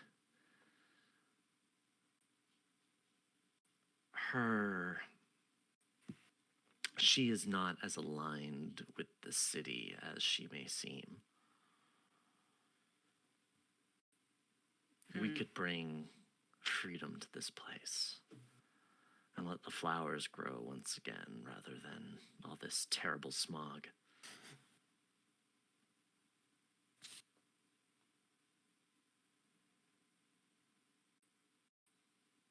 I think Micah just sort of extends his hand for a handshake. All right, yeah. They return the gesture. All right. Have I derailed you from your spell, or do you still have the same plan that you had? I mean, I think I may have like I may have a different way to reframe it. So like, I was always a little like ambiguous. I sort of left like Micah's motivations ambiguous as to like how much of a cop he really was. Mm-hmm. So okay, the spell I was initially planning to cast was like from curses,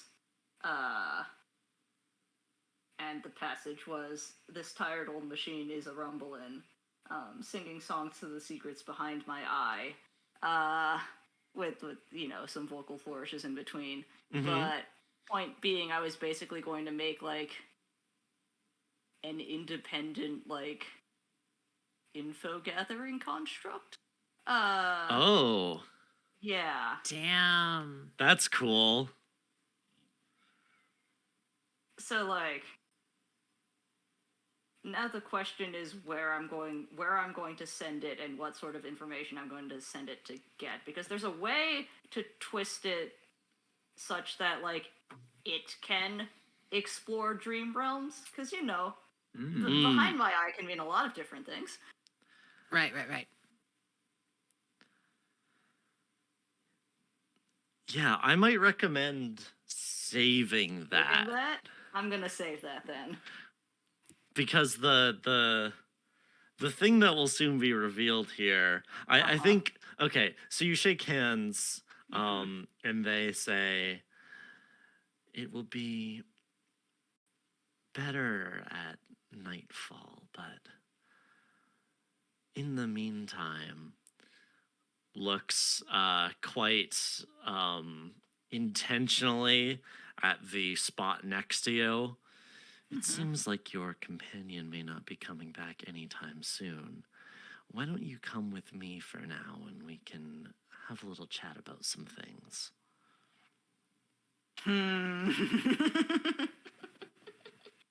Yeah, all right. Let's go. And they offer you a hand. This time to take rather than shake.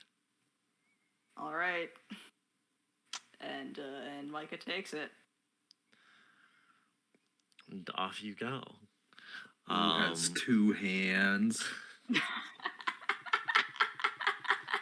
No, everybody in the court at the Spider Queen has 8. Sorry. You can fit so many hands in these ones. Let us cut back now down into the speakeasy.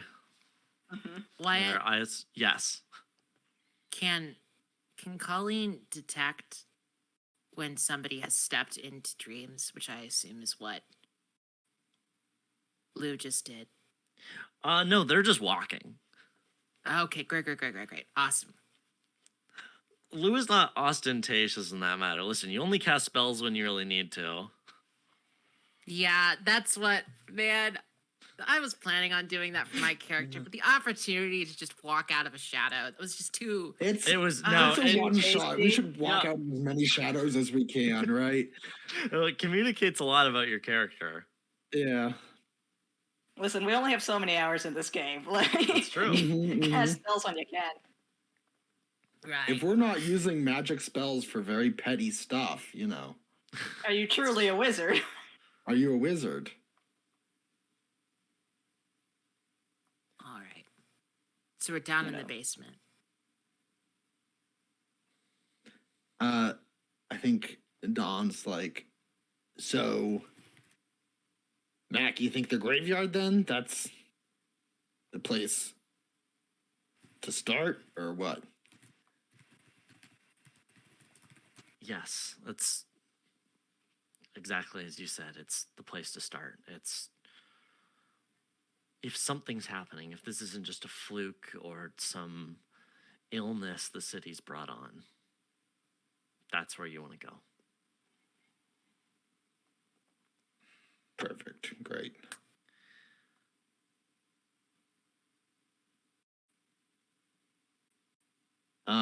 I think unless we have anything else to talk to Mac about, I think like, oh yeah. Oh, I just wanted to ask Wyatt something really quickly. Yeah.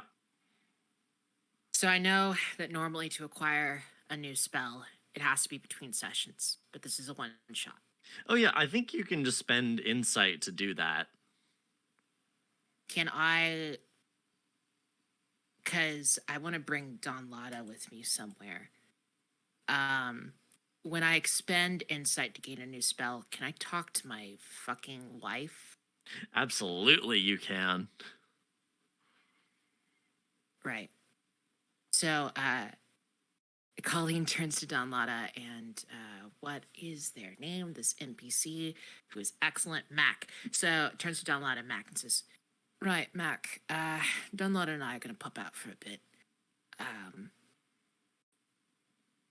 Well, we're gonna nod off for a bit actually." And she touches Don Lada on his forehead. I think just real quick, right before that, I think Don asks Mac for a couple of those flyers, and Yes. yeah, and just sort of shoves them in his like robe. Beautiful. It's free literature. I Yeah. You gotta take it when it's offered, man. just need to ask.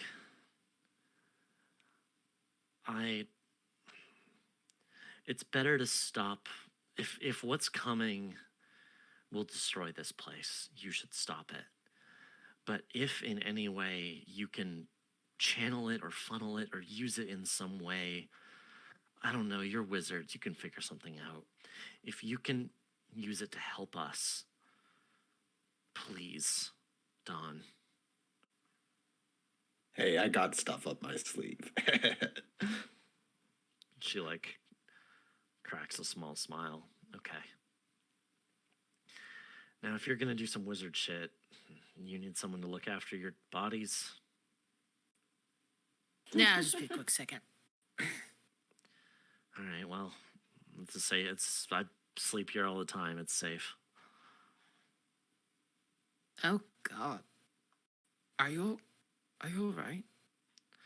The chairs are much better down here. You don't have to worry about that. She just like laughs and shakes her head. Fucked up town. Touches Don Lada on the forehead and both of them fall over. Great. Like a Doctor Goodbye. Strange moment with the like. Uh-huh. No, not like any Marvel movie whatsoever. Thank you very much.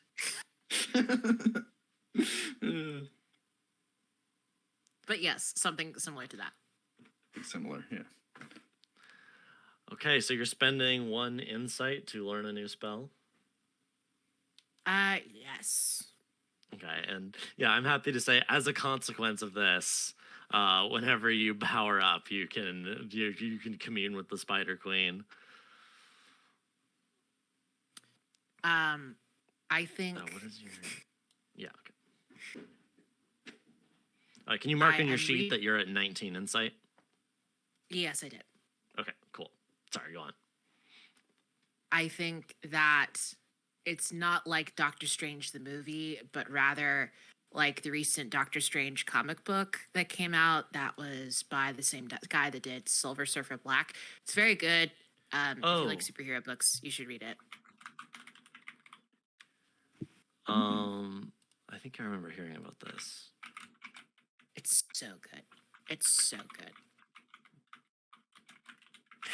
Which is to say, it's like being thrust into the middle of several Gustav Klimt paintings that are churning into each other at the same time. Just constant patterns and shifting, and it's terrible to look at. But Colleen's pretty unfazed. How's Don Lada reacting? That's a great aesthetic. I think Don Lada is. I think his eyes get a little wider, but he seems mostly unfazed. And in a way that's like it's magic, right? Yeah. Of some kind. So I don't know how much. I mean, I guess I don't know. Does Colleen know the extent to which Don Lotta is a wizard? Probably not, right? I haven't. I At know- least I. Sorry, continue. No, go ahead, please. Oh, I was gonna say I know that that she saw him selling the potions outside, right? Which is presumably some kind of magic, but I'm just curious. Yeah, I think that Colleen is, again, because I pitched her as lesbian John Constantine. So I think in terms of John Constantine skills, seeing a wizard ass wizard is, you know, it's part of the job. But to know how much experience you have, no. But of course, any good wizard will treat every other wizard like they're the most experienced person on Mhm. earth. Mm-hmm. Oh, Oh, Uh-oh. did we? We Lost just a lost friend a, here. We just Yeah. lost a Carter. Oh, okay. Wibbly Oh. Wi-Fi problems. He's gonna be back in a sec. Okay, he's back. there we go. There we go. Okay. Yeah, Good? I think. Sorry, I didn't. I think we're good. We good? So, Carter, you there? oh God, Uh-oh. Muted? Question mark? Carter. The eternal curse. Yeah. Yeah, that's what you get for taking Lou's hand. That's what he So does. it's true. You Swept got away. whisked off to bad Wi-Fi land. Yeah. All right. Sorry. We'll go on. Yeah, so basically, I think the reaction is, maybe this specific kind of magic is strange to Don Lotta, but sort of the look of the wizard who's seen a lot of magic, right? Yeah. And then we arrive in the court of the Spider Queen, which I previously described as one of those Madoka Magica dungeons where Yes. it looks like just giant moving fabric, and in the center of it is a large. It doesn't look like a spider, because I don't fuck with spiders, but the woman in the center has 8 long limbs that are comprised of long, flowing silken fabric of elegant and profound patterns and colors that seem to not correspond with her movement. Like, it's like in the television show Chowder, where when their clothes move, the pattern doesn't move with it, so it just has this weird effect going on with it. So the fabrics move in that direction. And at the top of this long, just millions of pieces of fabric that are just comprise this gigantic woman, at the top of it is a head that looks like it was crafted out of newspaper and paper mache. It's a woman's face with 16 eyes that are just embedded in and around it. And Ooh. that is the Spider Queen. There's the sound of like cloth and paper rustling as she suddenly she moves in a way that is both like fast and slow. It's like almost ponderous, but she is like before you, faster than you can blink. I'm imagining there's a bit ingrained in my memory forever of watching Avatar: The Last Airbender as a kid, and the episode where they talk to the face stealer. When Mhm. Yeah, suddenly it's 100%. just like right in front of Aang's face, and suddenly her face is just like right in front of you both, and she says, "Hello, Colleen, my dear. I see you've brought a snack." I Read. sorry, you go, Go ahead, first. Donletta. No, Donletta, please. You don't want any of this. I taste pretty bad. It's yeah. Trust me on that one. It's been quite some time since I've tasted frog. And then she like leans back and lets out like a bright tinkling laugh and says, I kid. Welcome to my domain. What brings you here? Have you come seeking new knowledge, my dear? Why have you brought a friend along? Well, out of character, because I just didn't want to spend as much time monologuing, but in character, Colleen goes, well, and she sort of flops down into one of the pieces of fabric that comprises her arms, like it's a little hammock, and she says, oh, well, love, I expended a spell, and I think Mr. Lotta here, or Dr. Lotta? Mister's fine. Mr. Lotta here is trustworthy enough. But yes, I do come seeking new knowledge.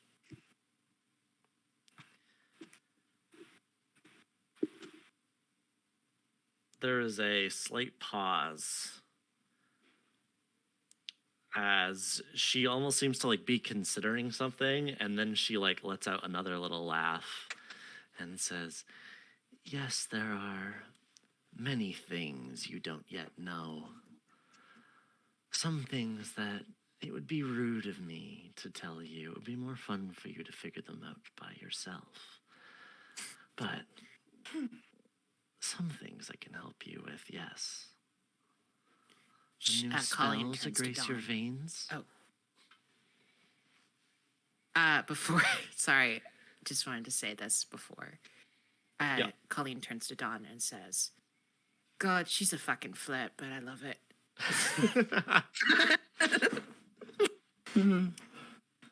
I think Dawn sort of laughs at that without a chuckle. Yes, to answer your question. Spells. What do you wish to know? I previously was able to walk through shadow. I would prefer something a little bit more robust. And with that, I am just restoring how to disappear completely, but I am focusing on a different part of the passage for its next use. I think what she says is, oh, is that all? Dear, just look inside yourself. It's already there. I don't need to teach you anything. Well, when it comes to that sort of thing, anyway.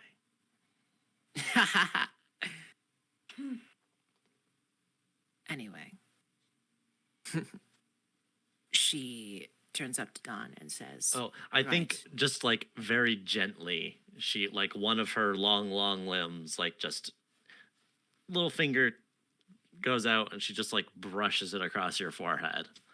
And suddenly, yeah, you realize like, wait a second, I could use the spell like this. Stop, love. My goodness. She hops up out of the hammock, turns to Dawn Lotta. Oh, wait. And she says, oh, wait, sorry. And she takes down to a knee. And she says, my Lord Queen. And she gestures Dawn Lotta to also bow. I think Dawn Lotta gets down on one knee. Right, thank you. My Queen. I've been sent, and I've had troubling news about the events as they go down in Hearthtown. I fear that our enemy has ambitions far more terrible than I could perhaps muster. Yes, I have felt stirrings in the web.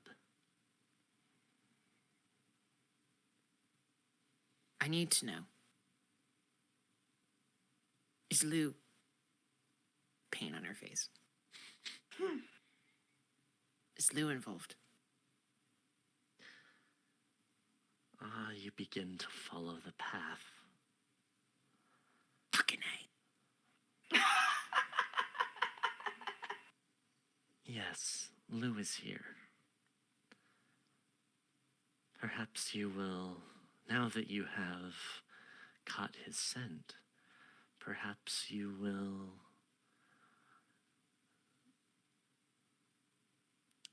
I don't want to say beat. What's another word for wit? Surpass. Oh, surpass is the right word. Perhaps you will surpass him. I will be interested in watching.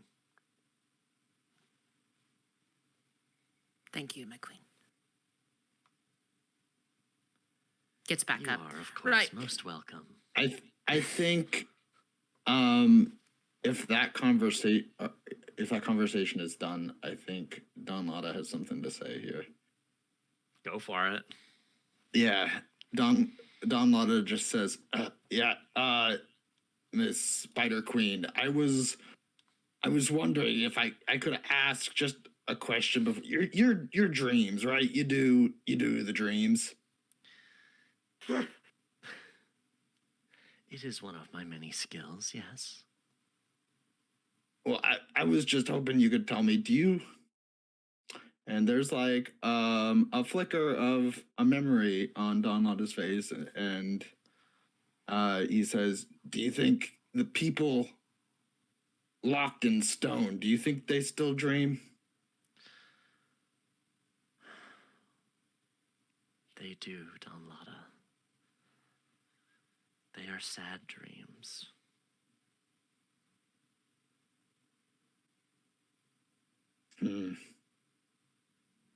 Hey, dreams are something, though.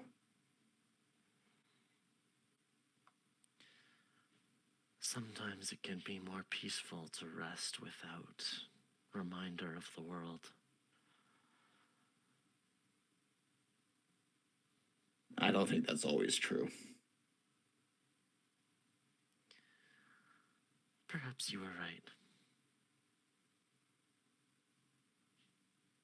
Well, that's really all I wanted to ask, so... I think she gives you a little nod and says, I will consider the wisdom of frogs.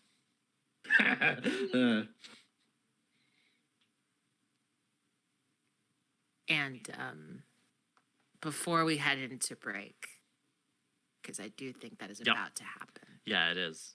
Yep. Perfect timing, honestly.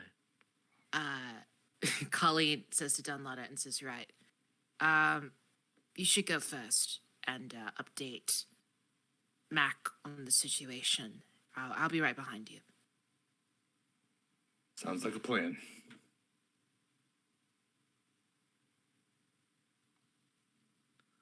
And then Don Lotta leaves. Yeah, I don't know. I'm in like a in between round. Is there something I have to do to leave, or is it more like a I think, just? you No, could I just, think- I think you could just wake up. Yeah, you just wake up. wake up. Okay. Yeah. There's like, You just like pinch your cheek. Yeah. or like Spin the top. Yeah, spin the top. Yep.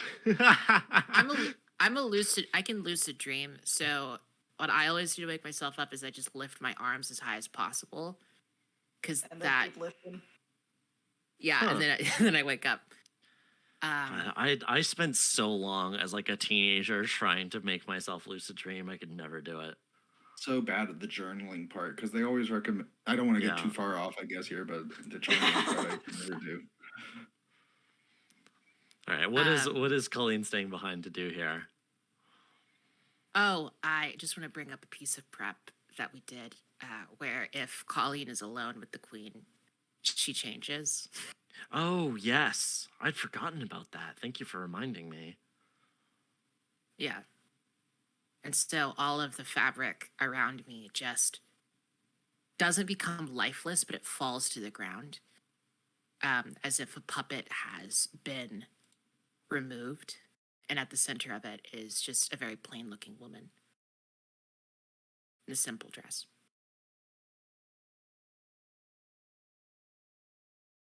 And Colleen says, "Hello, my queen. Hello, my love. I just wanted to give you a quick kiss before we left, all right?" Of course. And is that where we Damn. cut to black? Yeah. Yep. All right. We're gonna take a bit of a break now.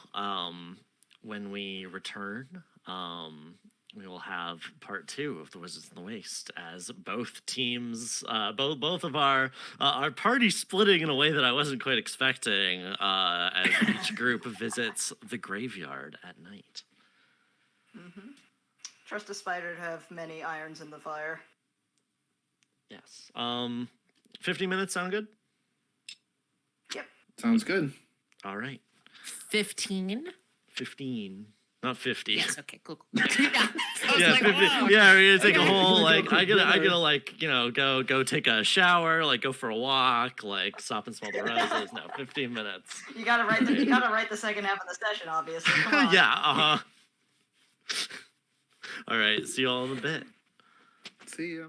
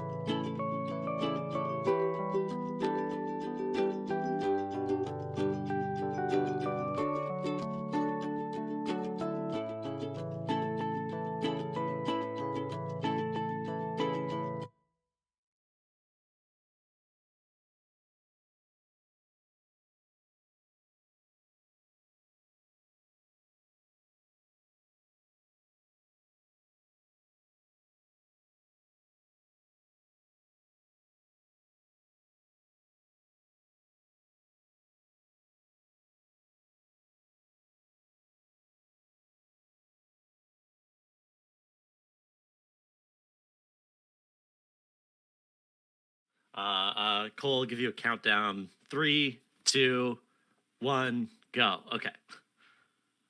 Whoop. All right, we're back. I see that. Okay. No, it's fine. All right, welcome back, everyone. We're all right. professionals, okay? Yeah. Listen, it's fine. Okay. Welcome back to part 2 of the Wizards and the Wastes. If you are just tuning in, I don't even okay.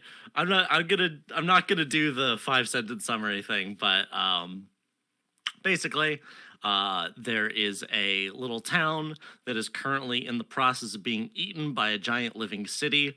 That a bunch of wizards who have various different loyalties and degrees of willingness to go along with the city are here investigating why people don't dream, and have been given the lead that there is something going on with the graveyard of this place because of the specific way that the people here mourn their dead, because the city is trying to eat their memories.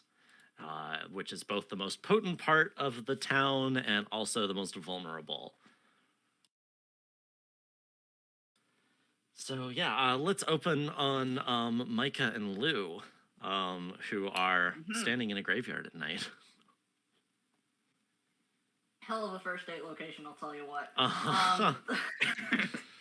Can we make that? Is Micah the sort of person to say that? Because I do want that to be said out loud. It's very funny. Yes, that's canonical now. Okay. I think Lou just starts like not fully cackling, but like there's a belly laugh, and says, "Listen, if this goes well, maybe we can go out for a drink after. Have a celebration." Yeah, I mean, I don't know if either of us ever set foot in that pub we met outside, so worth It stepping seemed in. a at little least. fishy. Sorry, it was called the Toadstool, so it'd be a little froggy. Oh, right. And It's fine, we're depending back. on how you classify amphibians. A little amphibious, yeah. Oh, part of me wishes, I know it's not right, but part of me wishes that was Colleen just like stepping out from behind a tombstone, being like, actually. Actually. I'm This waiting is- for a this- more this is dramatically not right. part of Yeah. Okay. So Lou says, "Now, I want you to focus. Close your eyes and tell me what you feel."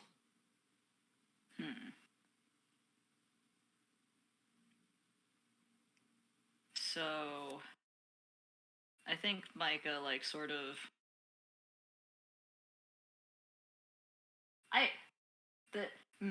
They're to take like a ready stance, if that makes sense. Just sort of like, like making sure, you know the way in which like an athlete or something will like sort of just check into their physicality like right before they're going to like do something.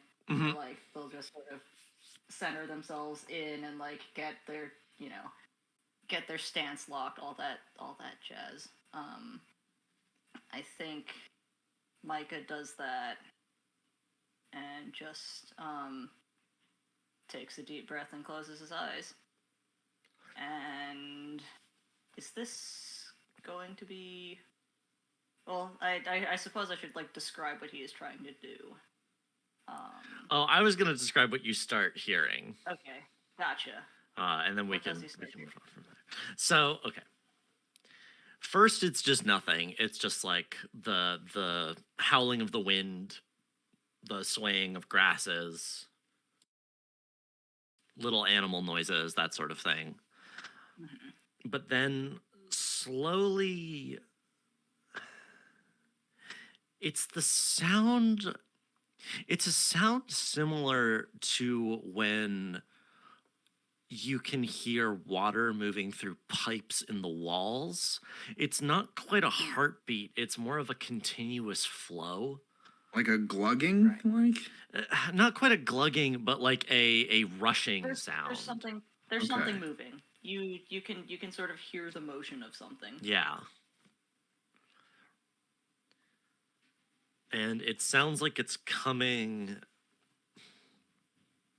It sounds like it's kind of all around you, but it's it's strongest beneath the earth. Hmm. Micah's expression doesn't really change, but he says, "The quiet dead." Hmm. Sort of. It's feeding isn't right. It's more symbiotic than that. But it's using the dead. It's called a weir. Ooh. What would that be? I think probably Colleen would know. I don't think you do. Yeah, I mean, I, the player, am So- like googling what a weir is right now. So a weir is the special type of dam that they have in Ireland that was set up as part of I think part of colonial administration to terraform the area, and to set Oh. up power. Sorry, this is the Joyce fan inside of me. Actually, there's a very good Samuel Beckett play called The Weir. Is that the Weir? Beckett? Anyway, no, sorry. Focus. God damn it. Yeah, so weird. So weirs are very much a part. It's like a dam. It is like akin to a dam. But because of the colonial context, one would presume it to be something that is powering something far more powerful than what is running through it. Like a water, like a some sort of what are the like a dam or something that's powering. Yeah, hydroelectric dam. Yeah. You have fully unpacked my metaphor. Ah, nice. Sorry. No, it's good. I'm glad. I was grateful. I'm grateful for you explaining it, so I don't have to do all the talking. Yeah. Fucking So literature degree. God damn it. It all pays off. So I think this is. I think what Coffee just said, Carter, is the context with which you would have for that word. I see. And like, they probably notice the look on your face and say, "Yes, we named it after the dam. It works similarly. It's sort of a creature, sort of a concept, sort of a magical, sort of a living spell. I think the King in Yellow has put it here. It's been building up power. Like when you dam a waterway and then let all the water go at once. Of course. I have a feeling what it's been doing is normally the king just feeds on dreams. It seems like he is taking them entirely, been storing them up for something big. I think what's going to happen here is it's all going to burst free, like a explosion of nightmares into the real. And I'm here to try to divert the flow, so to speak. And who's the unlucky target? Why, the king can, himself. Wyatt, at this point, can Don Lotta and the beloved Colleen emerge? Is this your new Colleen- spell, or is this just you being sneaky? I think it's just me being sneaky. Okay. I'm willing. I can make. I would be willing to use a spell to get here. Presumably, we started at. What's the time clock looking like on this, right? I have speaking of which, thank you. I've ticked the countdown clock up by 1 because enough time has passed. I no longer know if it will be relevant because I wasn't sure if you were going to end up going directly to the graveyard. But regardless, it is early night, I would say. Okay. It was already not that much time has passed since when we did our break and our little time skip, but like it takes some time to get back over to the graveyard. The sun was already starting to set. In that case, I might save my spell here for something a little bit more Okay. substantial than arriving and let this be a roll. Hold on, I Allie. suppose. Yes. Allie, Yes. we got 2 hours. We got 2 hours. 2 hours. Yeah. Yeah, you can take lots of corruption still. Yeah, that's fair. I have a very specific one that I want to use later, and it would also use this one though for travel. Well, Okay. you spend a point of insight to unlock a new spell. That's fair. Yeah, that's fair. Let me I was gonna say I'd like to invoke a spell to take us to the graveyard here. Alright. I'm going to take a verse from Where the Sidewalk Ends. Let us leave this place where the smoke blows black and the dark street wind winds and bends. Past the pits where the asphalt flowers grow, we shall walk with a walk that is measured and slow, and watch where the chalk white arrows go to the place where the sidewalk ends. That verse being get outside of the city. Go to the graveyard. All right.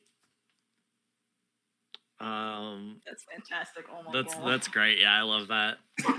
I knew that poem was going to be great with the Endless Uh-huh. City specifically. I was like, I got to get the sidewalk in there. Uh-huh.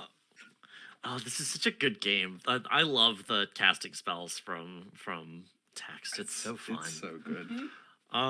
Okay, so this is 2 targets. This is you and Colleen. So something I reach or I was going to say yes. So the distance from target here. I mean, what's the target? This is the interesting thing. Is like yeah.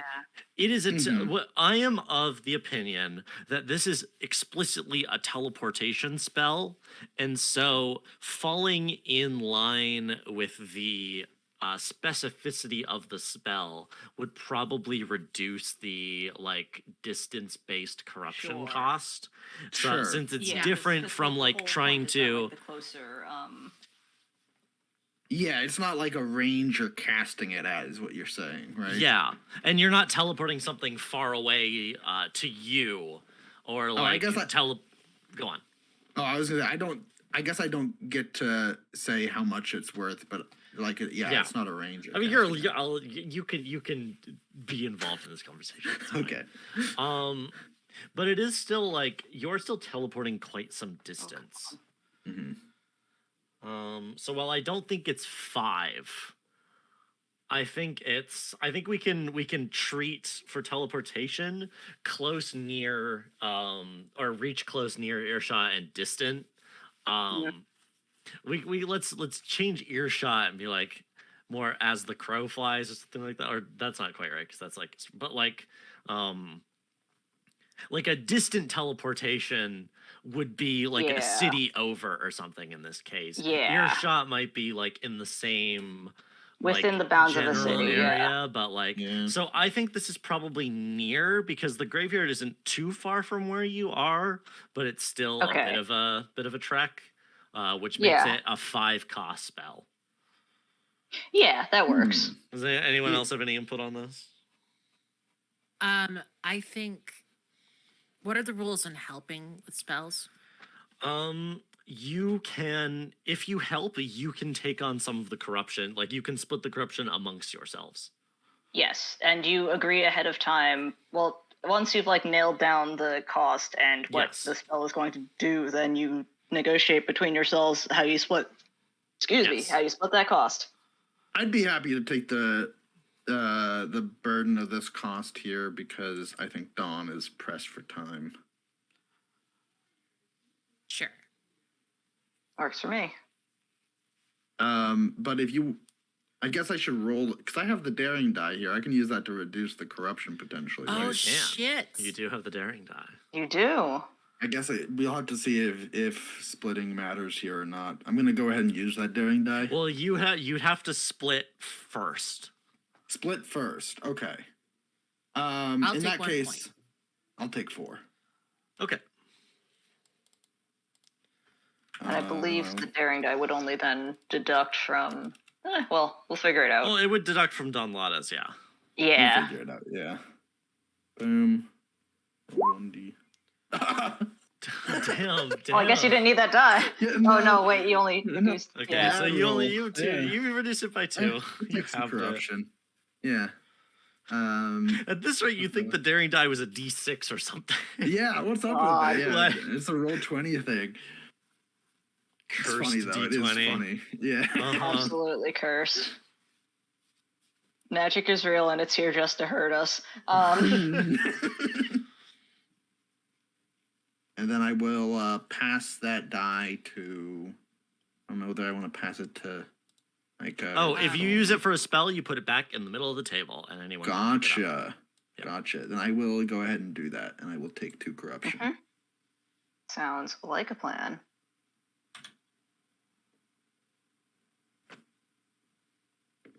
All What right, does what's the this look spell like? look like? Yeah, let's. Yeah. So I imagine it's very boggy themed. Do you know? Does that make Uh-huh. sense? Very. Sure. Yeah. It's more like sinking into the ground as if it's thick mud, right? And then Oh, reappear oh, Oh, on that's itself. terrifying. Uh huh. Yeah. That's horrifying. You go into quicksand. Hey, frog in the bog, getting on that log. Frog you in the know? bog. And it's yeah, it's sinking into the ground, sort of like a little bit of like bubbles coming up from the surface too.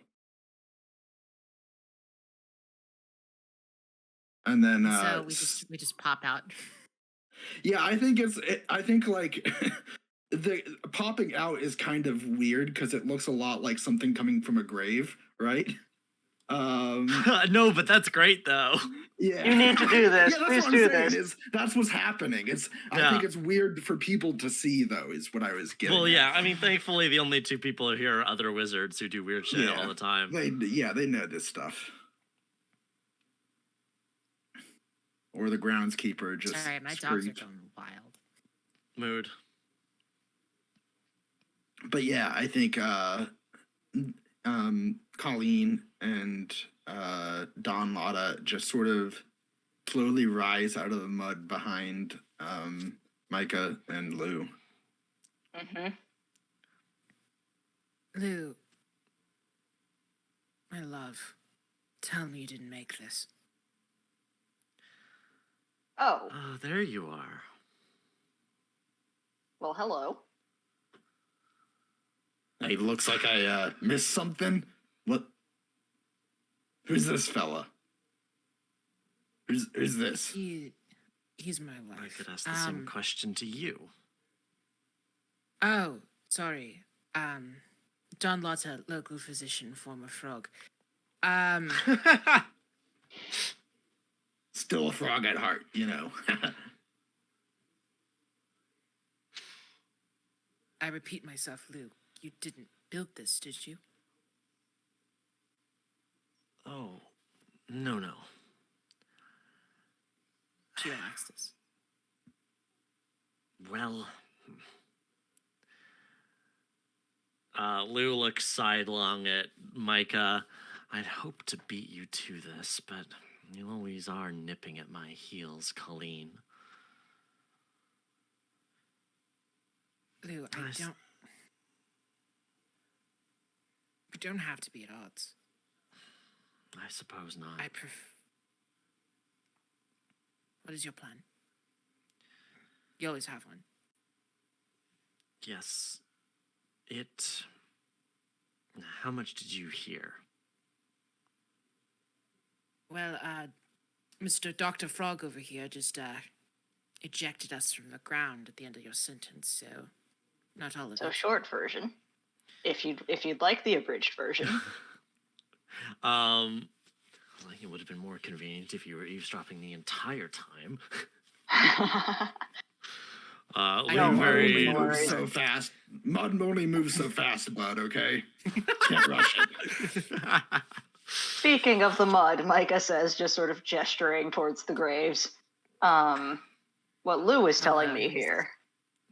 You're both like covered in mud, right? Yeah, absolutely. No, I said, the help that I did was to keep my suit clean.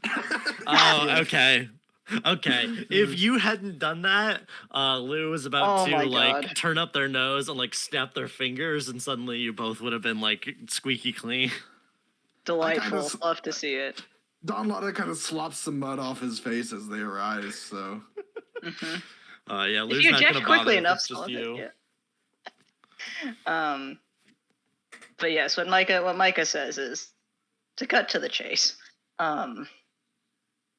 King in Yellow set up some sort of dream sucking apparatus, and he's been pulling from the dead a lot more. He's been pulling from the dead a lot more recently since the city came, apparently, and is planning to break that dam. So, And as I was about to be saying to my new friend here, looks at Micah. pretends to doff a cap. Back over at Colleen.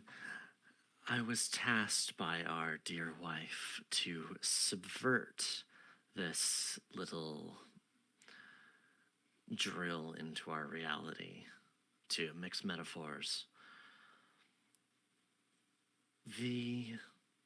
I forgot to do a thing because of the way you ended, because I wasn't expecting you to end us, like fade us to black with what was earlier.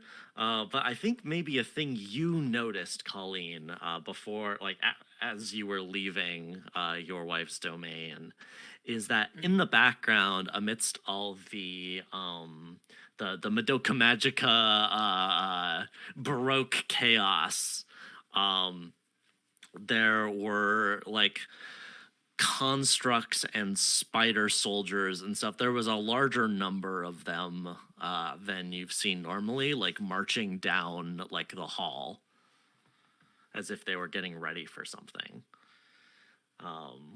And back in the present, Lou says,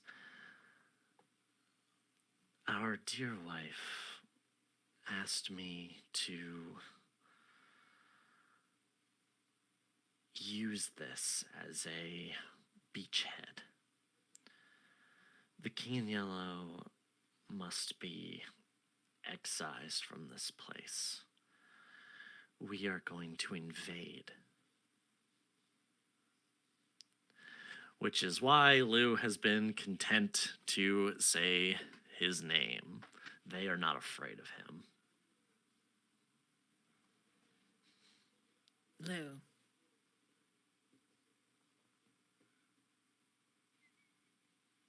Kind of war that you're talking about. That would kill.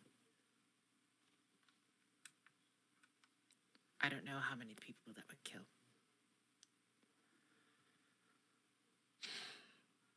Normally, yes. The ways, the paths to dream are difficult to navigate. Wars between dream do often end up spilling over into the mortal world. But this thing here, we can use it. If we create a strong enough opening, we can win this quickly. We don't have to worry about the sort of attrition and feedback and nightmare monsters and all of the sorts of things that happened the last time. We can do this clean. Lou. I've been a wizard long enough to know there's no such thing as clean. Cleaner. You're essentially drowning a guy in magic dream power. Am I wrong? What? Well, more like using it to blow open his door. That doesn't sound very clean. You understand blowing open. contextually. Better than it blowing outwards. It's not going to be clean for him. And Blue like smiles a big smile, kind of devilishly. Come on, Colleen. We have put up with his nonsense for too long. He's been weakened by the city. We can take him here. Colleen. Sorry, I'm Colleen. Lou.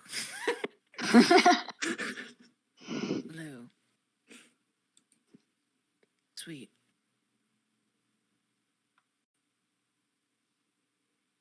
Do you know what the unending city does to people? I'm more than aware. And you want us to enable the territorial expansion? For our sake? It's... Once the Queen... Once My the Queen God. what? I can trust you, yes? I don't know. That promise you made is starting to look less and less likely by the minute. No, this is what I'm trying to say. Once the Queen has the power of the King, once she rules more of Dream, she no longer will have to cozy up to the city. Right now, she would not admit it, but she isn't strong enough to face it directly. She is as disgusted by the sorts of things it does as we are. And we can more freely talk about it, of course. Queens must be diplomatic. Once she has that power, we can face it directly. We can free this place, as I promised. We can free you, Micah. But we don't have the power right now. Lou, what you're talking about would be enabling the unending city to finish its campaign against Goblin Town. We're talking elimination here. Extermination. Looks over at Don Latta. We could- Goblin Town is a footnote. I'm sorry, but you're You poking cannot in the leave. blind. Excuse me? Excuse me? Say it to my face. All you do is nip. It's not enough. Nip? How long have you been here? What have you done for this place? Buddy, don't act like you understand me. You don't, okay? Folds his arms.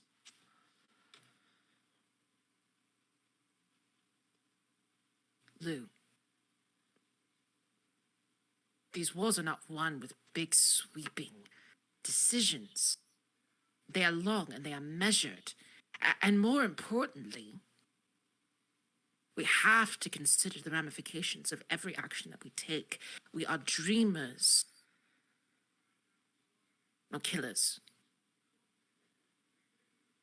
All right, I think this is a save. I'm gonna Yeah. take the daring die because this is my fucking wife. Yeah, I was expecting Yeah. you to. You are saving against Lou about to just be like, okay, fine, I'll do it myself then. I didn't need help anyway. Mhm. Oh my god. Fuck! Well, Oh, so close. That is so so fucking close. close. My fucking wife. If only we went back to the. If only we went back to the twos. Am I right? Uh-huh. Well. So, what would you call this? It's a 7. Oh my god. So, You're one off. I now have a save score of 7 in persuasion. Yep. Well. So Lou says what I said and turns from you both, and suddenly the like earth explodes upwards as a like wall goes up around the graveyard Shit. between you and them. And then a second thing happens. As I Two am things happen, pulling- huh? I am pulling on Don Lada's harm noticed.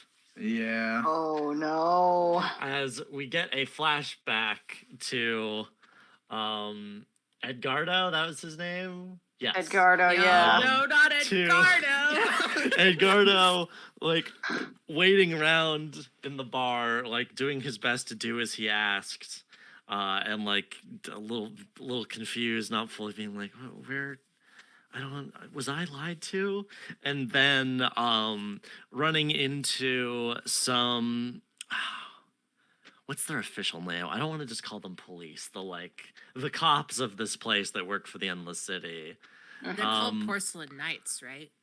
Or they The are porcelain Knights. porcelain knights are the really you're not gonna sadly the character I prepped for the knights is probably not gonna show up. That's okay. You didn't go that Oh, well. direction. God damn it. But what's the word? The buttress? No, that's too funny. Oh, but I mean, they're kind of Yeah, like silliness is a little bit of that like fancy silliness. Yeah. I was going to call them the officiators. Mm-hmm. Very 80s AT ripoff. I like it. So yeah, we see him talking to an officiator who is like talking about how there was a like unlicensed doctor and also suspected rabble rouser around here, and if anyone knew anything. And as it slowly dawns on Edgardo that he'd been tricked, he sadly, as so happens, he's like, well, maybe this will, like, if I was lied to about that, then like the reference that I was promised, maybe I can get in good with these guys. Like maybe I can get this officiate to put in a good word for me if I help him. And so there's a somewhat ashamed Edgardo standing alongside, or like walking alongside, a group of 6 officiates walking quickly, like that have just finally, that were like nearby, but had just been alerted by the big wall coming up out of the ground. And the lead one says, "Stop there! Hands up, no magic. I've word that you're harboring a, what would he call a member of Goblin Town? Heretic. Ooh. Oh, yes. I've heard word that you're harboring a heretic." Come on, buddy. Heretic? Yeah, maybe a little. He admits it. We don't have to torture a confession out of you. That's good. Micah, Now what are we gonna do? Yes. you haven't actually cast a spell yet, so if you want to. No, I have not. Okay, let me see what I have that could like do something here. How many of them are there, by the way? Is it just There are 6 of them, and 6 of Edgardo. them? I'm imagining like a cross between World War I British soldiers and sort of like, again, that very like Men in Black 1950s FBI. I've been imagining them with like big gray coats on and those like those like old policeman hats, you know, the ones that were like hardened. I don't like to, were they made of metal or were they just made of like Yeah, no, we're on the same page. Can they also Okay. have black sunglasses? yes, sure. Perfect. At night. Perfect.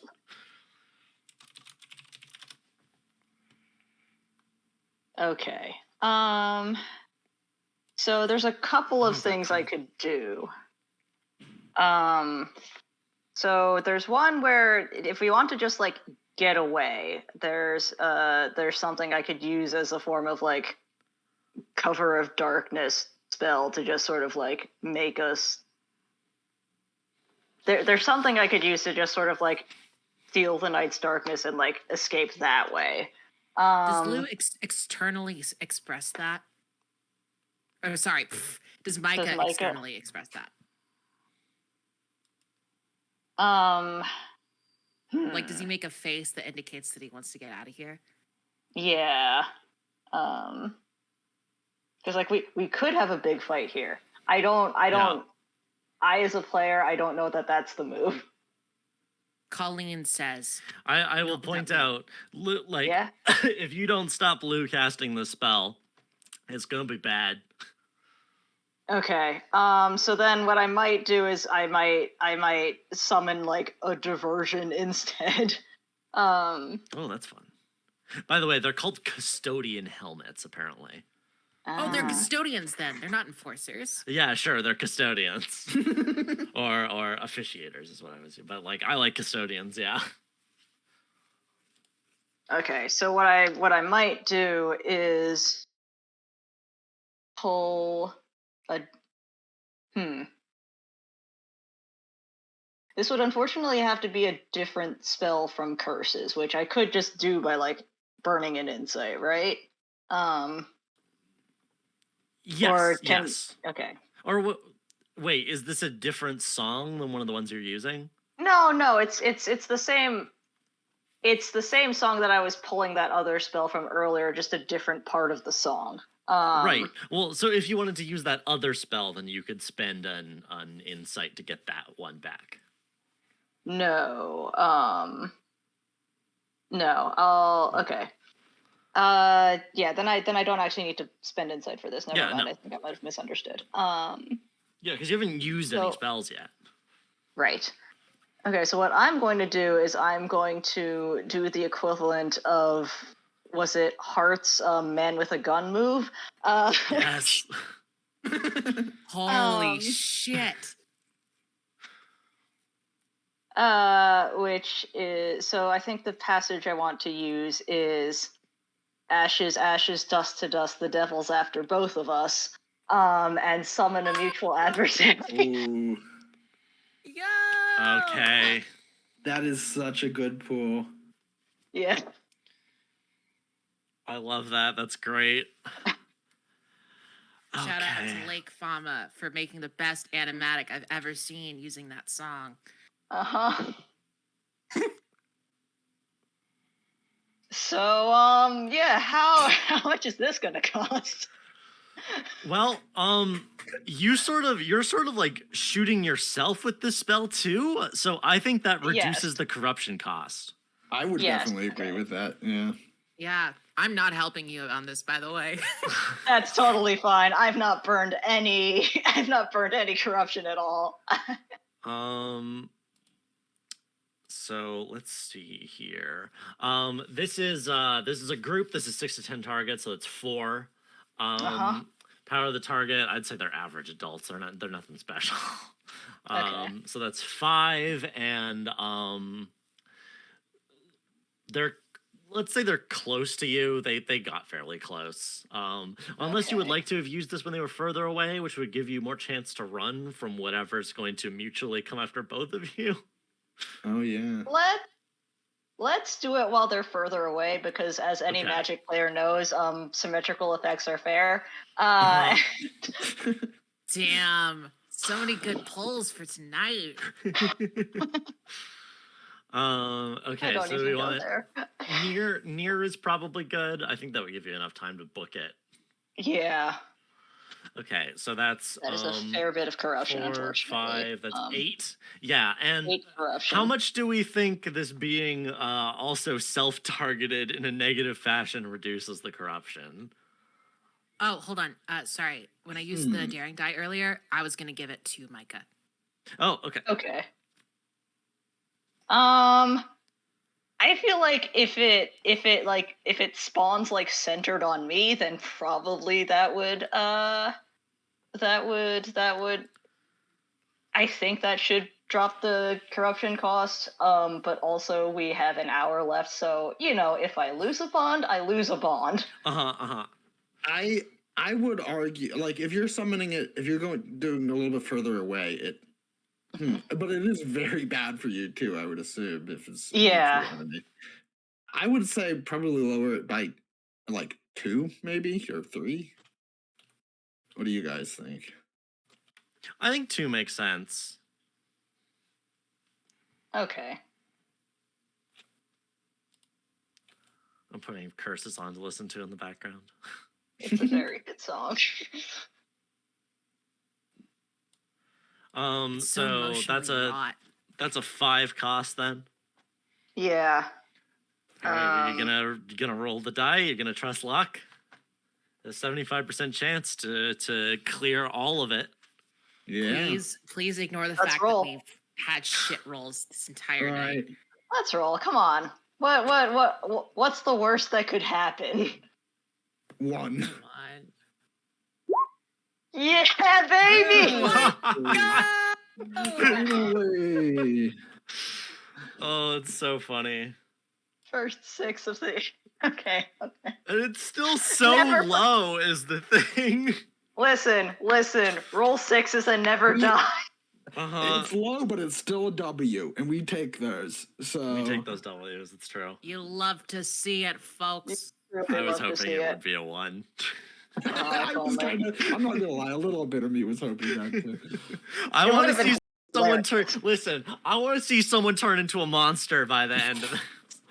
Like not all the way, but like I want to see some like big Howl Birdman action. Colleen's got the Oh, bird absolutely. feathers, so It's We'll true. see what happens to my fucking wife at the end of this. It's well, Yeah. yeah. I mean, yeah. It's gonna take a lot of corruption for him to do what he's about to do. Yeah. Okay, what is this that you summon? I'm like looking at my prep, being like, is there anything I can pull on here? Not really. Is there something? Is this something in Micah's past? Like, I think so. That makes sense. Is this It's something related to your star? That you call oh, it? You summon a fucking maybe alien. summon a fucking alien. Yes. oh, so just to be clear about the stakes here, this is Micah going up against Endless City officials, right? Yes. Okay. hey, Oh, you're What if- portraying your government. yep. Oh, See, this is what I no. wanted. Mm-hmm. This is what I was hoping for when I ran this game. Yep. Hey, what if your comet was running from something? Oh. Ooh. What does a shooting star run from? I don't know. So I think really- what. Yeah. Carter, go ahead, please. So I think what might manifest here in this graveyard, is there's a patch of night that suddenly gets darker, and there is like. So what if a black hole was a creature? Oh Hmm. no. Mm. Can I pitch something? Yes. You know how in Mob Psycho they have normal animation and then Uh-huh. they do the glass painting animation? That one woman that is like the only Yeah. person that knows how to do that and is like Uh-huh, a uh-huh. paint animation genius. Yeah. What if Let's- what let's- if that was that? Ooh. A medium shift. Yeah, let's go. Yeah, like just the air. You can see how like it's like a giant like orb of darkness just like manifests like between us and or specifically between Micah and the custodians. And it's stuff gets weird like the closer you get to the black hole. Like Is it like the light effect of things like shifting or being pulled Uh-huh. in? things warping around it, like things getting pulled into it. Like I think your temperature drops. The color like literally leaves. Like Great. you spend too long around this. Like you come out, you leave looking washed out. and I don't know if there's a way to get it back. Mm-hmm. Great. It's just like actually, yeah. Why not make it? Well, is it better as an orb or like a person shaped like the holes from Amiga are Fault? Oh, I mean Yeah, I think- that one's that's a scarier shape than a circle. Yeah, if it's a mutual enemy, having it be a person shape is a lot of implications, right? Which is, Yeah. I think, very good. Yeah, Okay. yeah. I so think this happens. we got our devil. The first thing that happens is this thing just starts to like I'm imagining it moving not quite as gracelessly, but like when in the source engine a physics object clips beneath the terrain Yeah. and starts to like Yeah. flip out. Yeah. It just like moves with a speed and like erraticness that is deeply unsettling. Yeah. Like it's here and then and- it's here and then it's here and then it's over Yeah, there and then it's yes. and everywhere it goes the- there's like person shaped chunks taken out. Oh. Of either Oh. like material or just like it's gone black and white, like there's no color there anymore. I'm gonna roll for Edgardo. Uh-huh. Low I'm is so good. sorry, man. Shoot. Destroy him. Edgardo! No? What? Okay, Edgardo died. No, Low is good. Okay. Oh, he's This is a saved. roll under game. He made like Good. if you were a player, like yeah, Edgardo dives into a bush. Edgardo screams and dives into a bush. I'm so sorry that I ever thought to betray my little boy. He's so Um, powerful now. He's so Hey, powerful now. he's learned a good lesson about not Snitching. snitching to the cops. Write that down in And your thankfully, thesis. the graveyard dude. is. Sorry, Oh, I've done a thankfully the horrible thing to this graveyard, haven't I? Oh no. Oh yeah. Well, yeah. I mean, so did Lou. Yeah. Oh, okay. Wizards, huh? Am I right? Wizards. Yeah, they bring chaos in their wake. So the cops are like, it is chaos. They're like screaming and running. Some of them are trying to fight. Some of them try to fight it. There's gunfire. It does nothing. Someone's gonna have to deal with this eventually.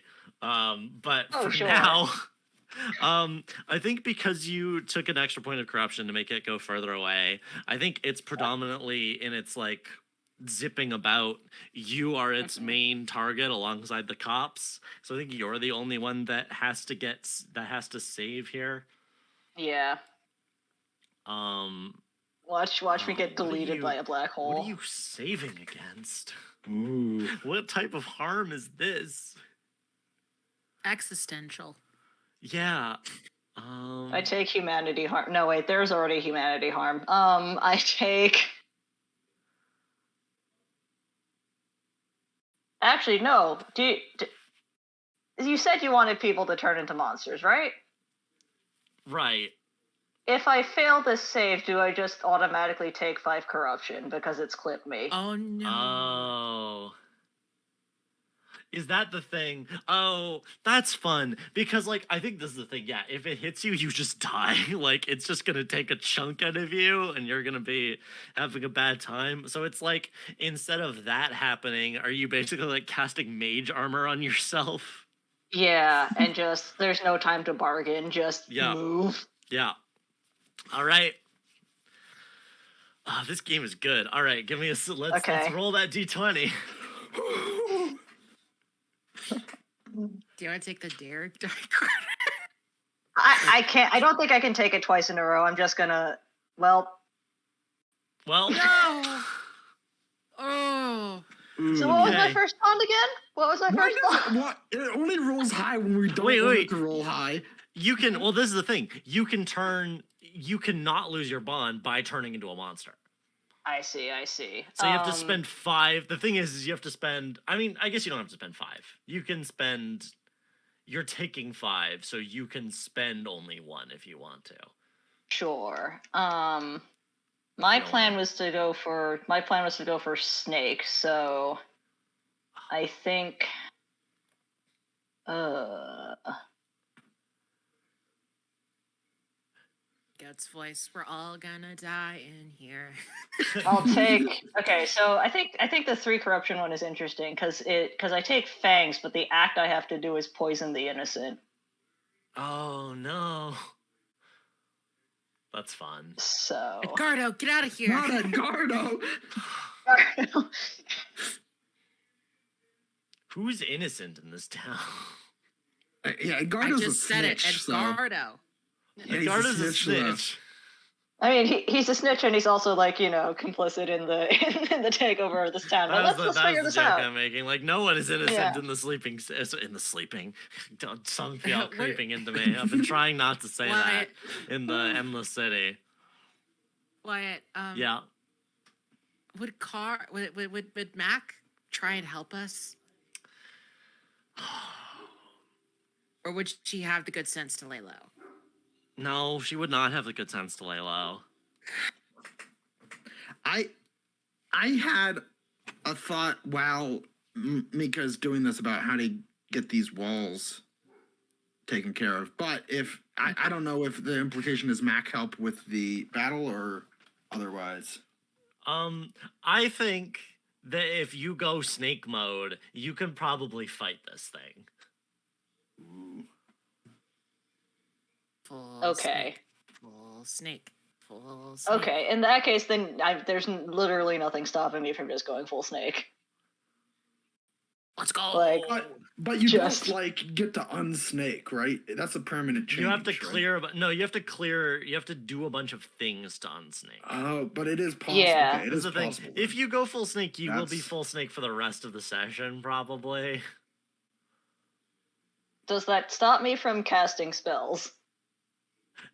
Let me read the thing because I think you have to. What does it say about? Let me read this. Monsters form. Mage choose their form after this stuck with future generations. Form lasts until the mage's number of monsters acts equal to the. I guess it doesn't say that you can't. You're just stuck as a snake. Okay, because then I will take my snake form and I will describe my snake form. Let's go. Which is that so Micah was born in the city. And I don't know how many of you have read Paranatural, but you know the Scrap Dragon? Oh Yes, my yes, god. I love Which the is Scrap a Dragon. giant, which is like a giant like serpent spirit that is like just covered in like scrap metal and garbage and other things. And I Yep, yep, think yep. that's just I- what. Yeah. Oh, I was just gonna say, for the record, I will pull Uh-huh. up the Snapdragon for the Snapdragon, the Trash Scrap Dragon, Dragon. Yeah. Scrap Dragon. I can't do words for the stream. Just give me a second. Before we got off break, I was saying to Carter, like, we gotta have more Micah moments. And I Yeah, think we baby. reach. I delivered. We reach. Carter, you gotta let Carter cook. Oh, Yeah. let him cook. Yeah. The thing is, I am very good at bouncing off of other people.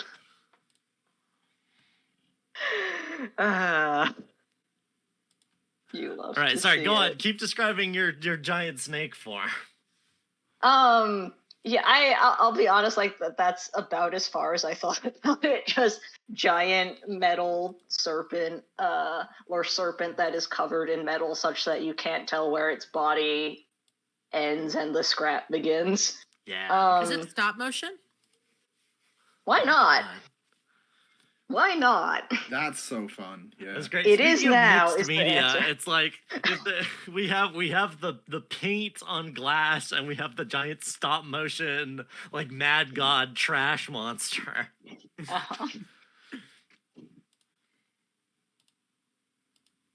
Uh-huh. This is what, I just this is oh what all those. This is what all those cosmic horror guys were talking about. They were just like, it's too many mediums at once. do you roar like a Pokemon screams on like the old like GBA like? Yeah, like Dun, dun. distorted. Yeah. Also here on the Roll20 real This is quick. our James Baxter scene, right? Yeah. Well, I mean, I don't know. I don't know how good he is at like giant trash monsters, That's but fair. I don't think that's his specialty. but that's the equivalent, right? This is the one where you like shell out extra for like the person who can animate this great. Mhm. Uh-huh. Yeah. We're totally an 80s anime OVA in the amount of animation budget we're expending in the past 5 minutes. Absolutely. Anyway, point being, I'm a snake now. I'm facing down this monster. What are y'all doing? Ooh, excuse me. Moving the scene along. I think to build off that, I think Don Lotta's sort of as Carter is changing, like or not Carter. I just said Carter. That's you. As Micah. Yeah, as Micah is changing, so sort of slaps him on the shoulder and says, "Keep him busy, bub," and says, "Now let's teach this this spider scion not to fuck with Goblin Town," and wants to cast a spell here. Done with I'm my going. wife. Not right now. What? I think I'm going to pull from the Quingle Wingle's Hat by Edward Lear. I'm going to pull the Yes. I'm going to pull the line, the Quingle Wingle's hat, but his face you could not see on account of his beaver hat. For his hat was 102 feet wide, with ribbons and bibbins on every side, and bells and buttons and loops and lace, so that nobody could see the face of the Quingle Wingle Quee. It's a giant ass kaiju monster, basically. Oh, we're just pulling out all the stops now, aren't Yep. we? Yeah, we're going. I was to, like, I wanted to knock this wall down, basically, right? I just want to say, before the break, I was like, okay, man, I gotta step things up a bit. Like, it's been really good, but it's been a little bit slow, and I gotta get a bit more excitement in here. And then immediately after the break, just every bullet fires. Like, We only had 4 hours, Wyatt. All right, okay, so we got a big old guy. Big We got guy. the and Quingle Wingle here to he's smash down coming this to do wall. some demolition, yeah. By God, that's the Quingle My Wingle's God. music. He's entered the ring with an aluminum chair. That's 102 feet wide. It's 102 feet wide, and it's got ribbons and bibbins. Oh. This thing is huge. So there's a single target, reach, power of the target. The target being like, I I'm guess targeting I guess the targeting the wall, wall. but by extension, lose magic, right? Yeah, and you're summoning like a big ol' thing. Yeah. So I think it would make sense to switch it to target to like what's the other word? The thing you're trying to summon. Power of the Wingle. the power of the Quingle Wingle. Yeah. It's Quingle Wingle Quee, actually. Sorry, Gotcha. the Quingle Wingle Quee. Don't you Sorry, that ever was its fucking father. forget Please it. call it Quangle Wangle. Mr. Quee was my father. What do we think? Is this King Queen? Oh, definitely. Quingle Wingle Queen? Okay, so this is probably a 7 cost. Yeah. I would like to hold on, where's the stuff about turning into a monster a little bit here? It is on page there here we it go. is. The roll- 47. Well, 46, 47. So the form I want to reduce this by 2, I think. I think that's how that works, right? Just making sure. Yeah. Yeah. Sorry, I just wanted to draw attention to the fact that the Roll20 was frozen for a little bit. It is now unfrozen. You can now see the scrap dragon. What a that I scrap pulled dragon up, looks like. and I will close now. I do not think Zach will mind, considering they are also a Friends of the Table fan. Plus showing their cool dragon here. Okay, so you Go want read to Supernatural. Yeah, Paranatural is so good. I'm only like I haven't read too much of it. I need to get back to it, but it is so good. Anyway, um, okay, so you're taking. Sorry, we decided it was 8, and you're reducing it by 2.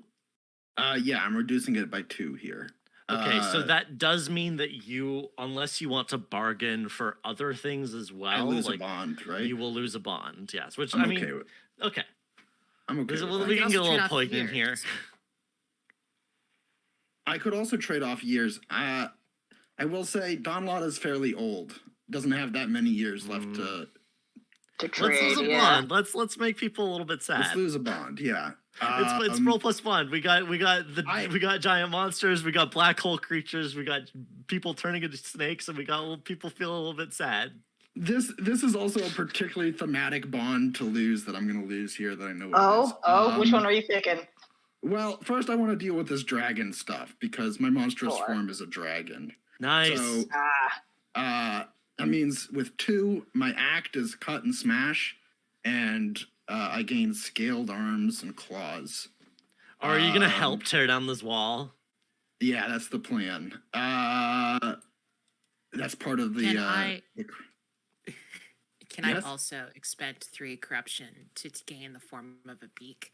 And I think mine is to crush.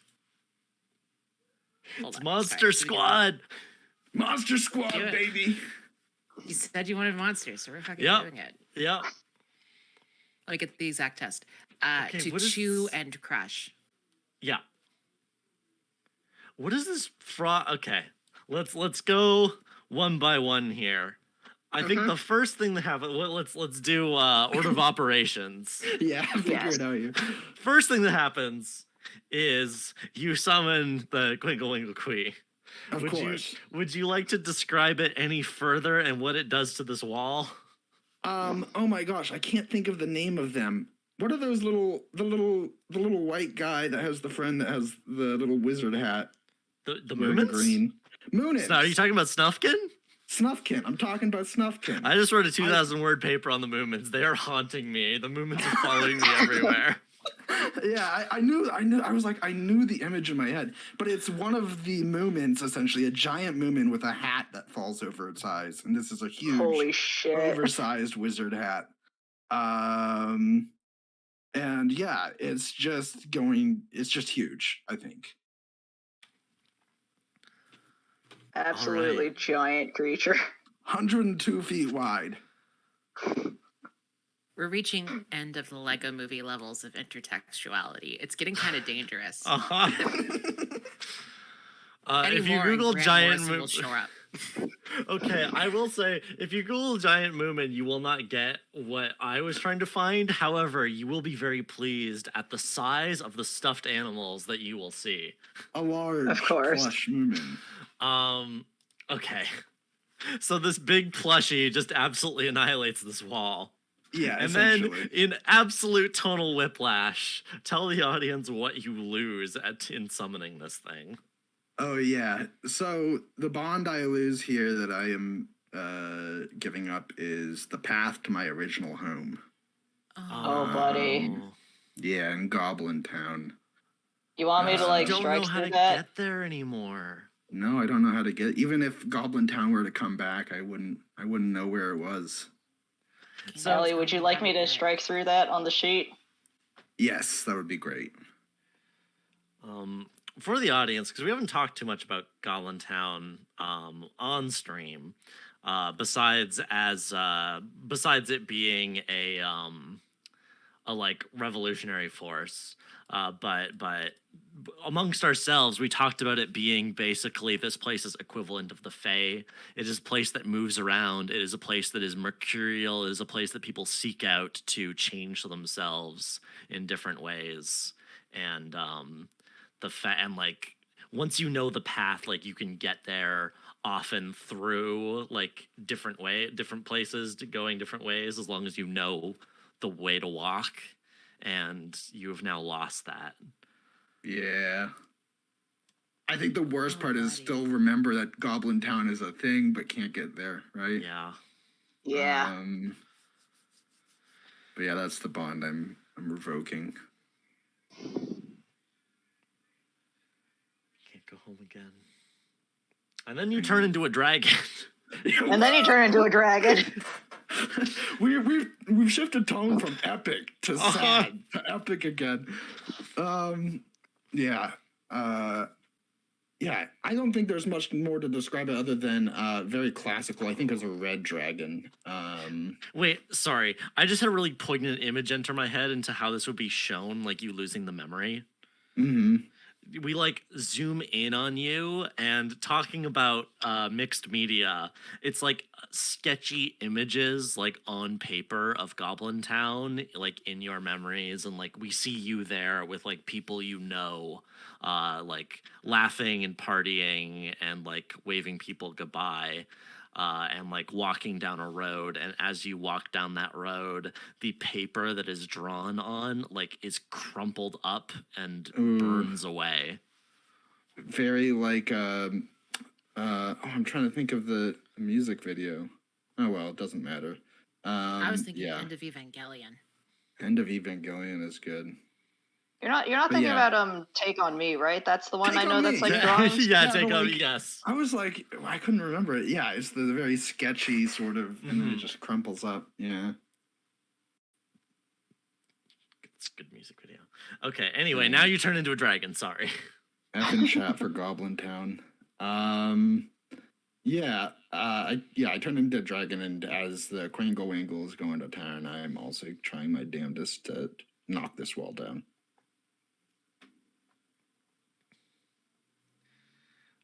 And then Colleen goes bird mode. Again, I turn into a flock of birds. So Yeah. the upper half of my body just completely disappears and turns into a horde of different corvids as they attack a wall and one by one swallow it until the wall Oh. in front of me is gone. Wow. Nice. Eating good tonight. Yeah. Mhm. Well, I mean, concrete tastes bad, probably. Very That's calorie dense, I would concrete, imagine. baby. Oh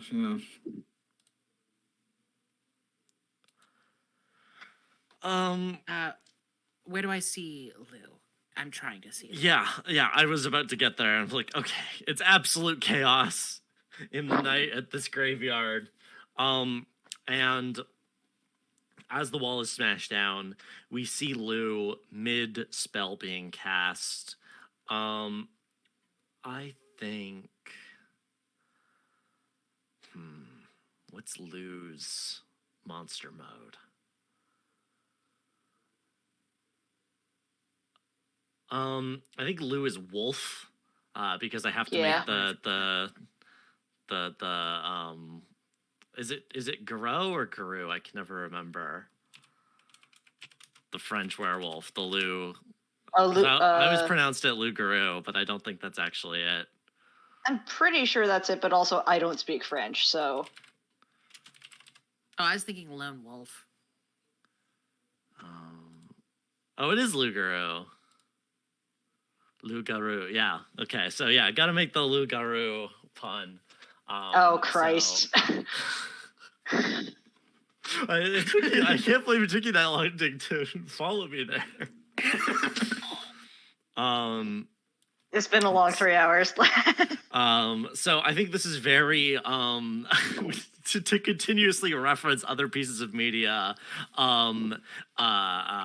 Wolf Children, the animated movie, where we have the like partial wolf transformation, where he's like standing there and his like face has started to like turn into a snout, and their hair has gotten their like perfect hair has like gotten like fuzzier and longer and messier, and their hands are starting to turn into claws, and in front of them they have their hands raised as they are casting an extremely powerful spell, and we see the weir and feel the weir.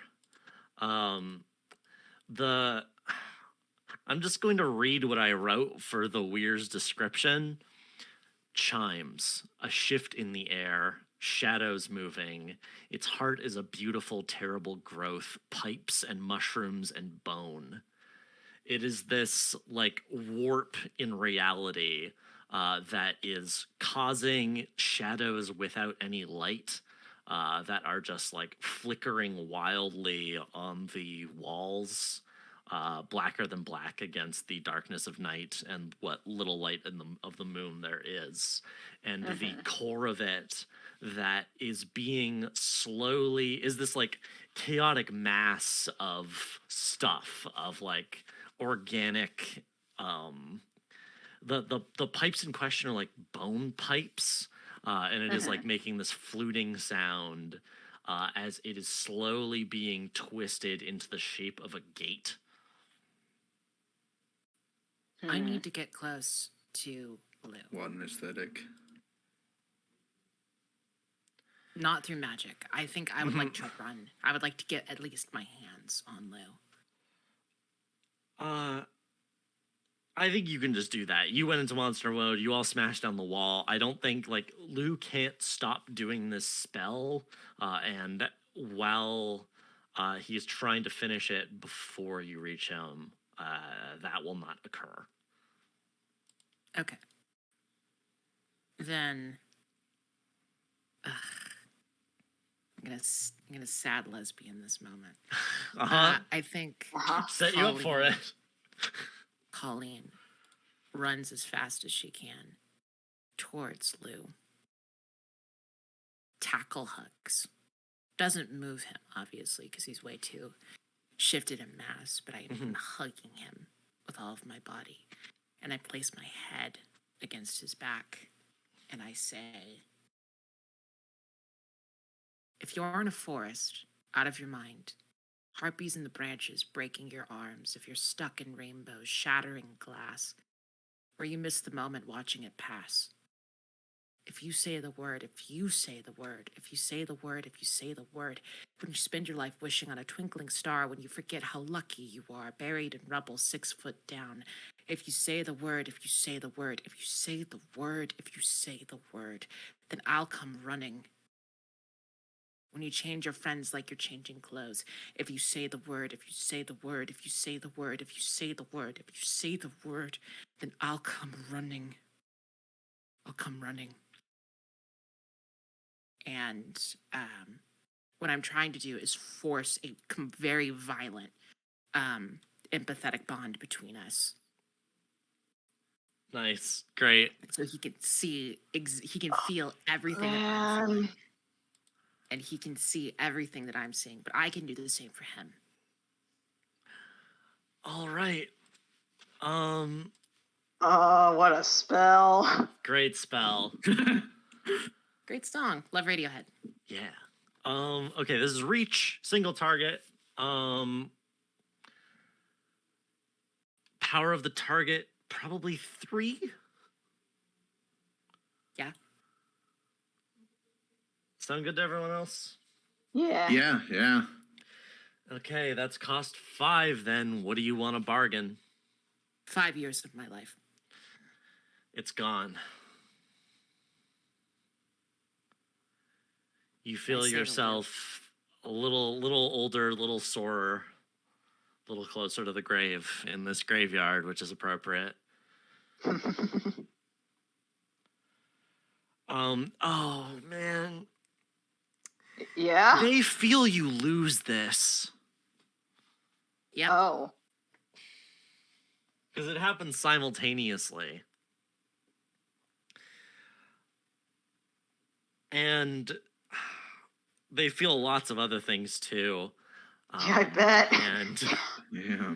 their like wolfy face starts like crying as he says, "My love, I can't stop it. I have to. It's already. I'm nearly done. If I stop it now, I don't know what will happen. I don't know what will come out." Hush. I cradle him. Hush. You're always so self-sacrificial. Don't you know I'm there for you? I'll always be there for you. And I place my hand on the ground and in his hand. And I say, I jumped in the river, and what did I see? Black-eyed angels swam with me. A moon full of stars and astral cars and all the figures I used to see. All my lovers were there with me, all my past and futures. And we all went to heaven in a little rowboat. There was nothing to fear and nothing to doubt. And I'm going to cast another spell. All right. I'm going to redirect all of this psychic energy, all of this dream energy to create a bubble around the entire perimeter of this town Oh boy. Oh. to ward off the unending city. Okay.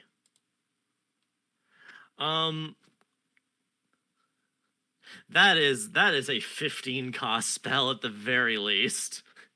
Uh-huh. Yeah, sounds it.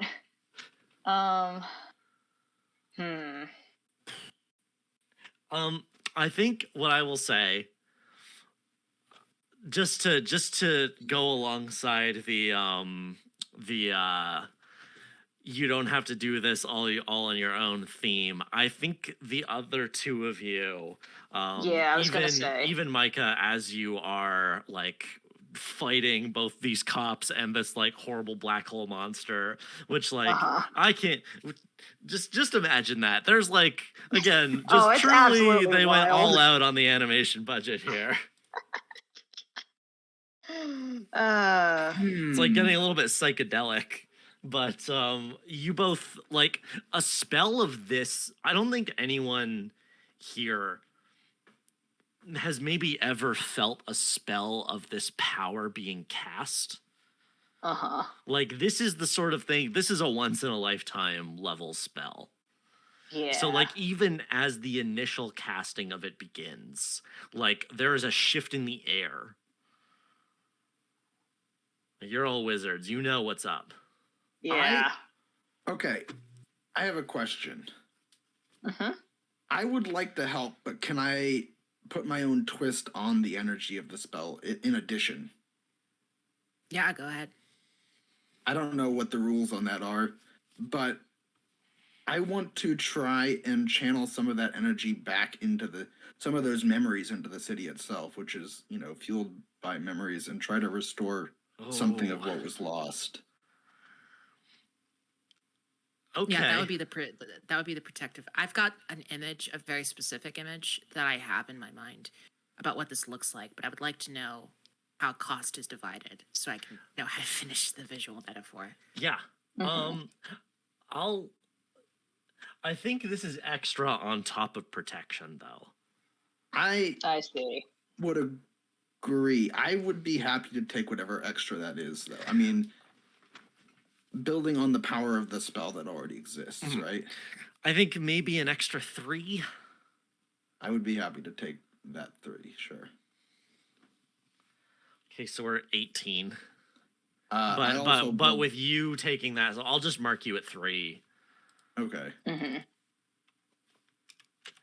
if you want to avoid that, I will also, I mean, there's still the cost of the base spell, right, that I can help with. Yeah, the Yes. 15, which needs to be split between us 3. Yeah. We can take it even. I'm happy to sacrifice years of my life.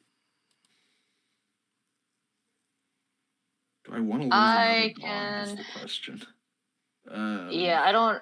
What else could you give up that isn't a bond? Years. you can give up insight. anything. Huh. Do you think this is a big enough swing that Don Lotta would be willing to give up some of his magic doing That's this? what I was literally just thinking. That is, Are you going to turn back into a frog?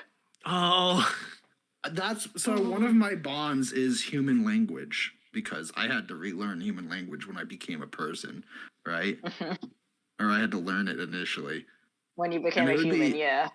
it would be interesting mechanically if that also means losing humanity, right? I think. And Uh-huh. here's the thing: is the monstrous form is already a dragon, and I would love it to be returned to frog. Uh-huh. I think that's very powerful. I mean, yeah, I was gonna Um, ask if there's anything froggy about your dragon form.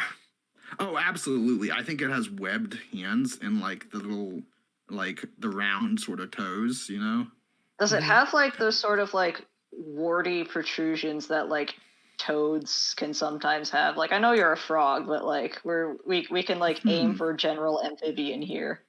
I warts are interesting. I think even cool. Like you know how dragons had like they breathe fire, right? Yeah. Obviously. I think like breathing fire looks like a frog when it ribbits, like how its Oh yeah, neck with the goes up. bellows and then it just Yeah. yeah. Like Uncle think it- Iroh. That's great. Yeah, exactly. Yeah. That's great. I gotta put a frog dragon in a game I run. That's great. I love that. Yeah. Yeah, I, baby. I think part of this is I'm gonna take well, what am I at right now? I'm at 6 corruption. Are you 6? No, I took 2 already. Yeah, and then add And then I another took 3 another- from oops. your bonus from your specific push to the spell, so you're at 5. Yeah. Oh, and then okay, I was at 6. I took another 3. I'm at 9. Oh right, you because were there at was 6, the- but you didn't get rid of it. Right, losing the thing Yeah. didn't get rid of it. So yeah, you're at 9. and then Ooh. if I take I can take an additional 5 on top of that to only lose one thing, right? Um, Oh. Well, it's threshold based, right? I think.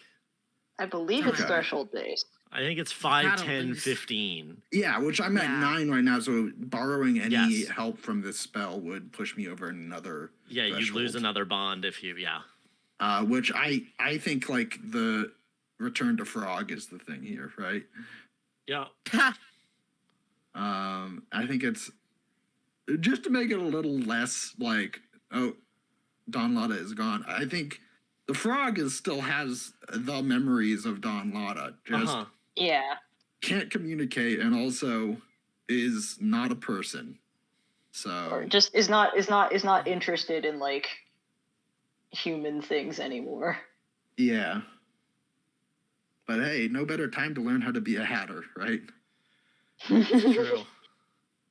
So I think like to go back into the fiction for a second, I think Mhm. what it is also is like Colleen, you feel yourself like this would bring you up to 18 corruption, which isn't enough to fully turn you into a monster, but you would lose everything, like all the most important parts of yourself, like all of your bonds would be lost on this. And like you Right. feel yourself starting to like unravel, you feel that loss starting to come.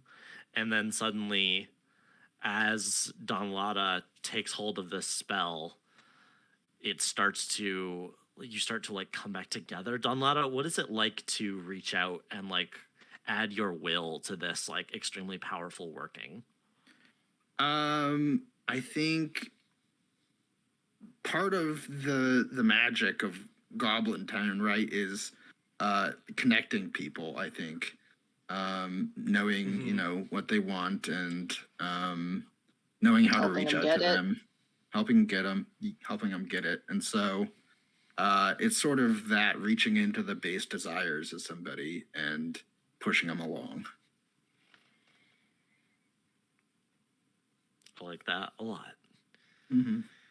And then finally, as the ripple of the spell takes slightly longer to get to Micah, who is busy going beast mode, but then you feel it too. And is it enough to break through your like animalistic desire to just destroy this thing in front of you? I think so. I think the way I make this happen, I think the image I want to draw is that like in the middle of like Micah just absolutely trying to like tearing a cop to shreds. The he gets a sense of the working, the thing that Colleen is trying to do, and like somewhere in the midst of like in the midst of like the sort of scene of Hearthtown within the bubble, like the brief image of like a garden Yeah. just crosses his awareness, and like a bit of Micah latches onto that.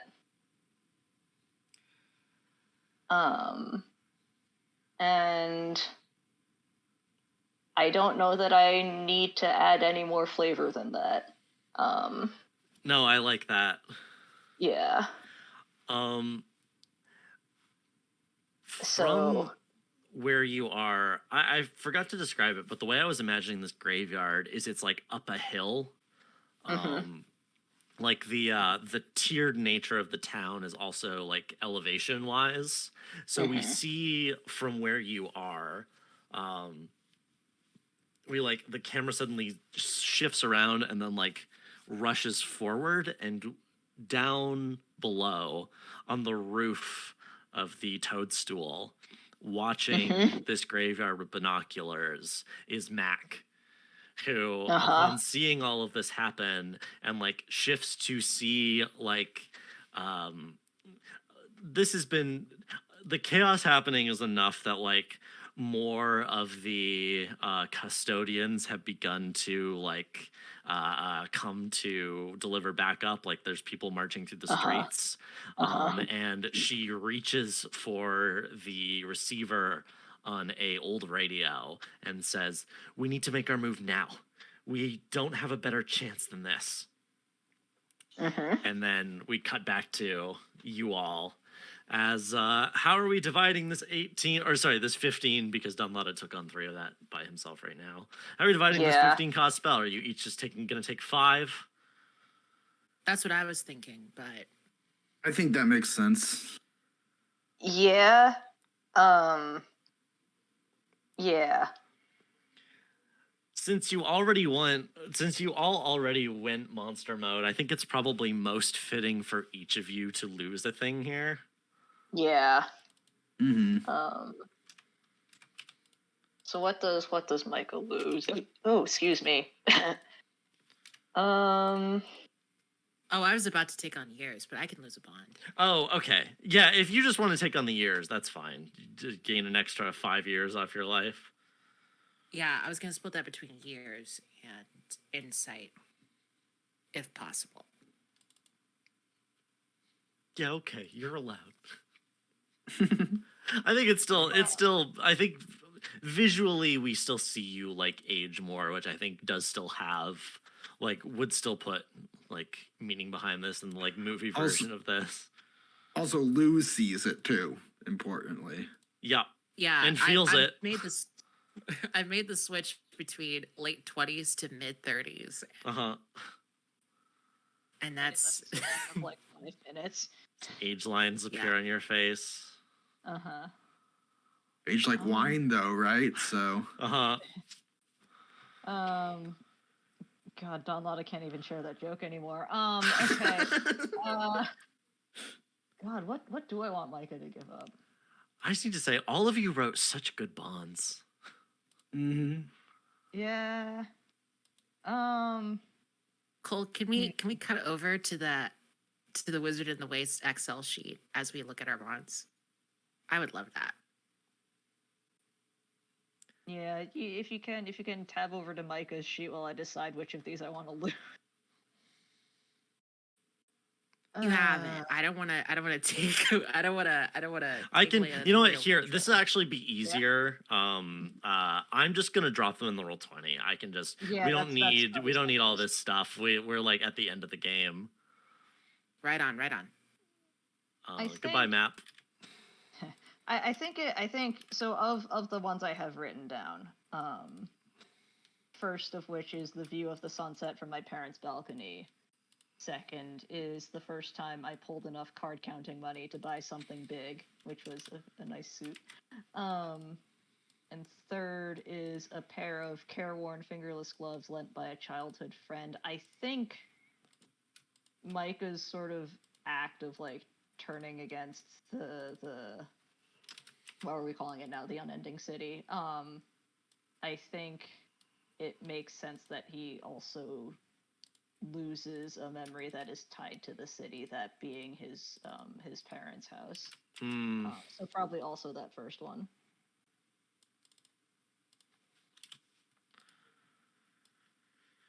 Yeah, and we see the same thing of like this this drawing of the memory, the Idea. If you light of want the me to- go on. Yeah, which is that like I think this one's more rendered in like a sort of watercolor Yes, for the sunset. for the sunset, but what happens is that like it's in the process of being like drawn basically, but like the artist like knocks the paint over and the entire thing just soaks red. Oh, that's really good. That's amazing.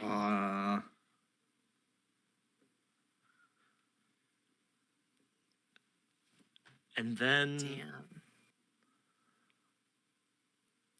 oh, can you finish off the black hole creature or scare it away like in this moment as well? Like do we get like your jaws Probably. snapping or like Eating a black Yeah. hole. Yeah, that's cool as hell.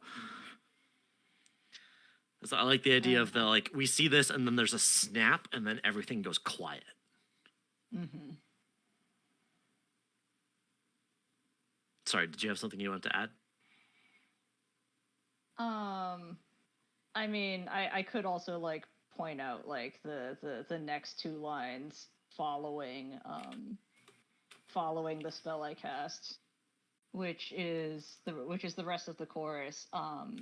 Lay my curses out to rest, make a mercy out of me. Ooh. And that unsummons the black hole.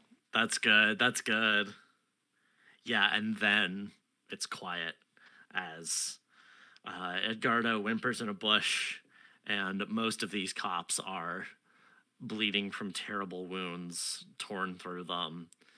And we see a little frog where Don Lotto was, and see Colleen and Lou holding each other. Did you just make a frog noise? Yeah. Oh, that's beautiful. That's amazing.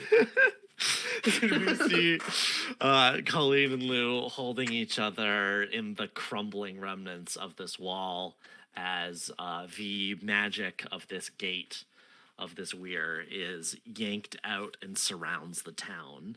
And as this happens... oh, yes, go right ahead. I have an image. Yes, please. So as all of this, you said that the souls were like the dreams were like water, right? Mm-hmm. So I'm imagining as like all of this power is flowing through Colleen in this moment, the cracks in the earth begin to erupt with the soul water, like a wave crashing against a shore. It just moves and it rises and it rises and it rises and it hits peak form, and he feels like it's about to crash over and just like flood the entire town. It's so huge, but then it bursts into white silk ribbons and falls on the ground, and it begins to congregate around Colleen, and they move in a swirl. And I'm going to read the text again. Yeah, go for it. Just because I like this image. I jumped in the river, and what did I see? Black-eyed angels swam with me, and the ribbons begin to form these humanoid shapes with like long limbs and black eyes, sort of made out of silken, again, this white silken ribbon, and they join hands together. And you can hear the sound of children's laughter just echo out of their flowing bodies as movement and sparks and light and energy just flows around them as they play and dance in this merry, like what's it called? Ashes, it all falls down. Like That a children's maypole? game. Like a maypole, yes. Ring around. Yeah. Ring around the rosy, like they're dancing in a circle together.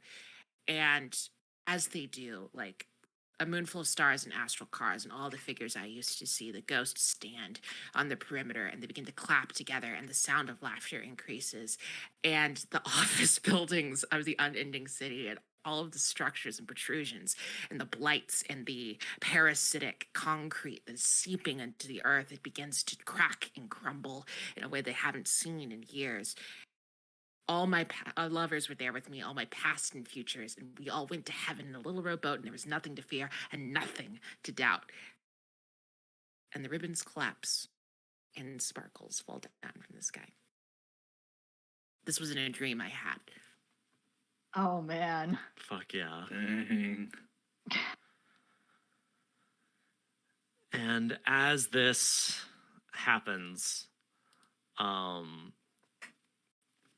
we see people in the background. Like we see this all from your perspective first, and then we like cut back slightly. And as it's happening in the distance, we see people all over the city getting a message on radios or like passing it amongst themselves and like slipping out into the night. And we hear the sound of rushing feet on pavement. And we cut to the office of the abbot as the door slams open and people charge in and hold him at gunpoint. And he blusters and he threatens, but you've put a barrier around this place now. And very quickly, the custodians realize that without the ability to call for backup, without the ability to rely on the greater systems of infrastructure that the city grants them, they are desperately outnumbered here. And it does not take long for Hearthtown to fall from the control of the city with what you have done here. We're coming close to time. Would each of you like to give a brief like epilogue or point towards the future of what your character's life in this place will be like? I'd imagine it's not easy. I'd imagine that you are now a like prime target for the city. They will send other wizards. They will try everything they can to destroy what will otherwise become a symbol of something that was able to resist its pull. But you've granted everyone here freedom for now, and that means something. I know where Don Lotta ends up. Yeah. Don Lotta is, for all accounts and purposes, just an animal now, right? As far as I don't know if people could chase him in the same way that they could chase somebody who's more recognizable. I think Well, honestly, he gets the good ending, frankly. yeah, he gets the good ending is what I'm thinking. Is he just lives in the graveyard now as a frog and becomes a frog hatter. Where's that image of the frog wizard that we had earlier? I can grab that for you. It's so far upstream. Yes, I got it. Do you want me to put it in the Twitch chat? Yeah, why not? You can also here post send it to me. Okay, I'll do both. Okay. I can get it in the pod here too. Yeah, sure can. And the other thing is, I think the camera sees this is occasionally visits to the cemetery are made by a certain Mac Ver. Mm-hmm. Oh.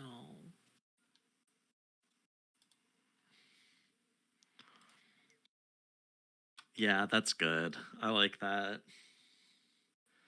Is there like what have- sort of food do you leave for a frog? Dried bugs, maybe? Yeah, okay.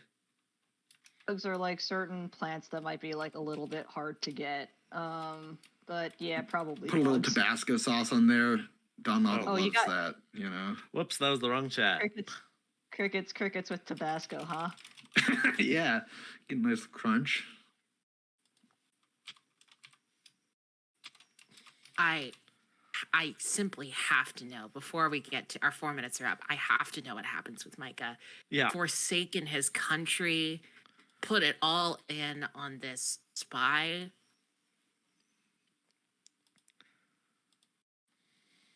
I think the first thing he does after like in the aftermath is just take a very long nap. Just a very, very long nap. And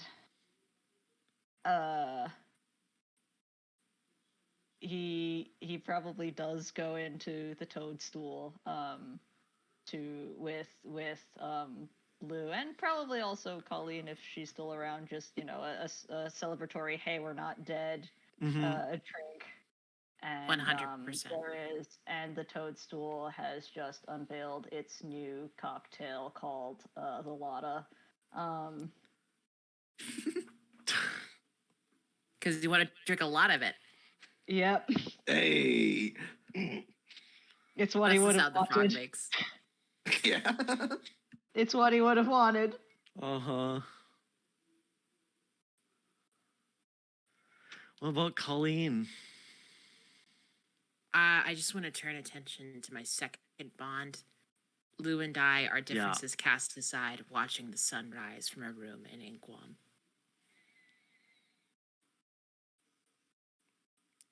We get a reprise of that, the two of you remembering this moment as you find this new moment together, add this new memory to the collage. Yeah. It's a Dang, good if you one. survive, you get to make more bonds, don't you? Yep. And as you hold hands, or like if you all are good with Lou, like reaching out to take your hand, I assume so. But, Yeah. and watch the sunrise, we do see on the horizon the city still there, not beaten, but again, you Looming. not beaten but wounded. And it is there that I think we hit credits because we're 2 minutes. We got 2 minutes left. Yeah. Talk about a perfectly timed ending, right? That was so good. Thank you all so much. That was excellent. Oh man, game's good actually. Game's good. Game's got teared up a Game was little at the end good. there. I'm not kidding. Yeah. No joke. I remember. Hold on.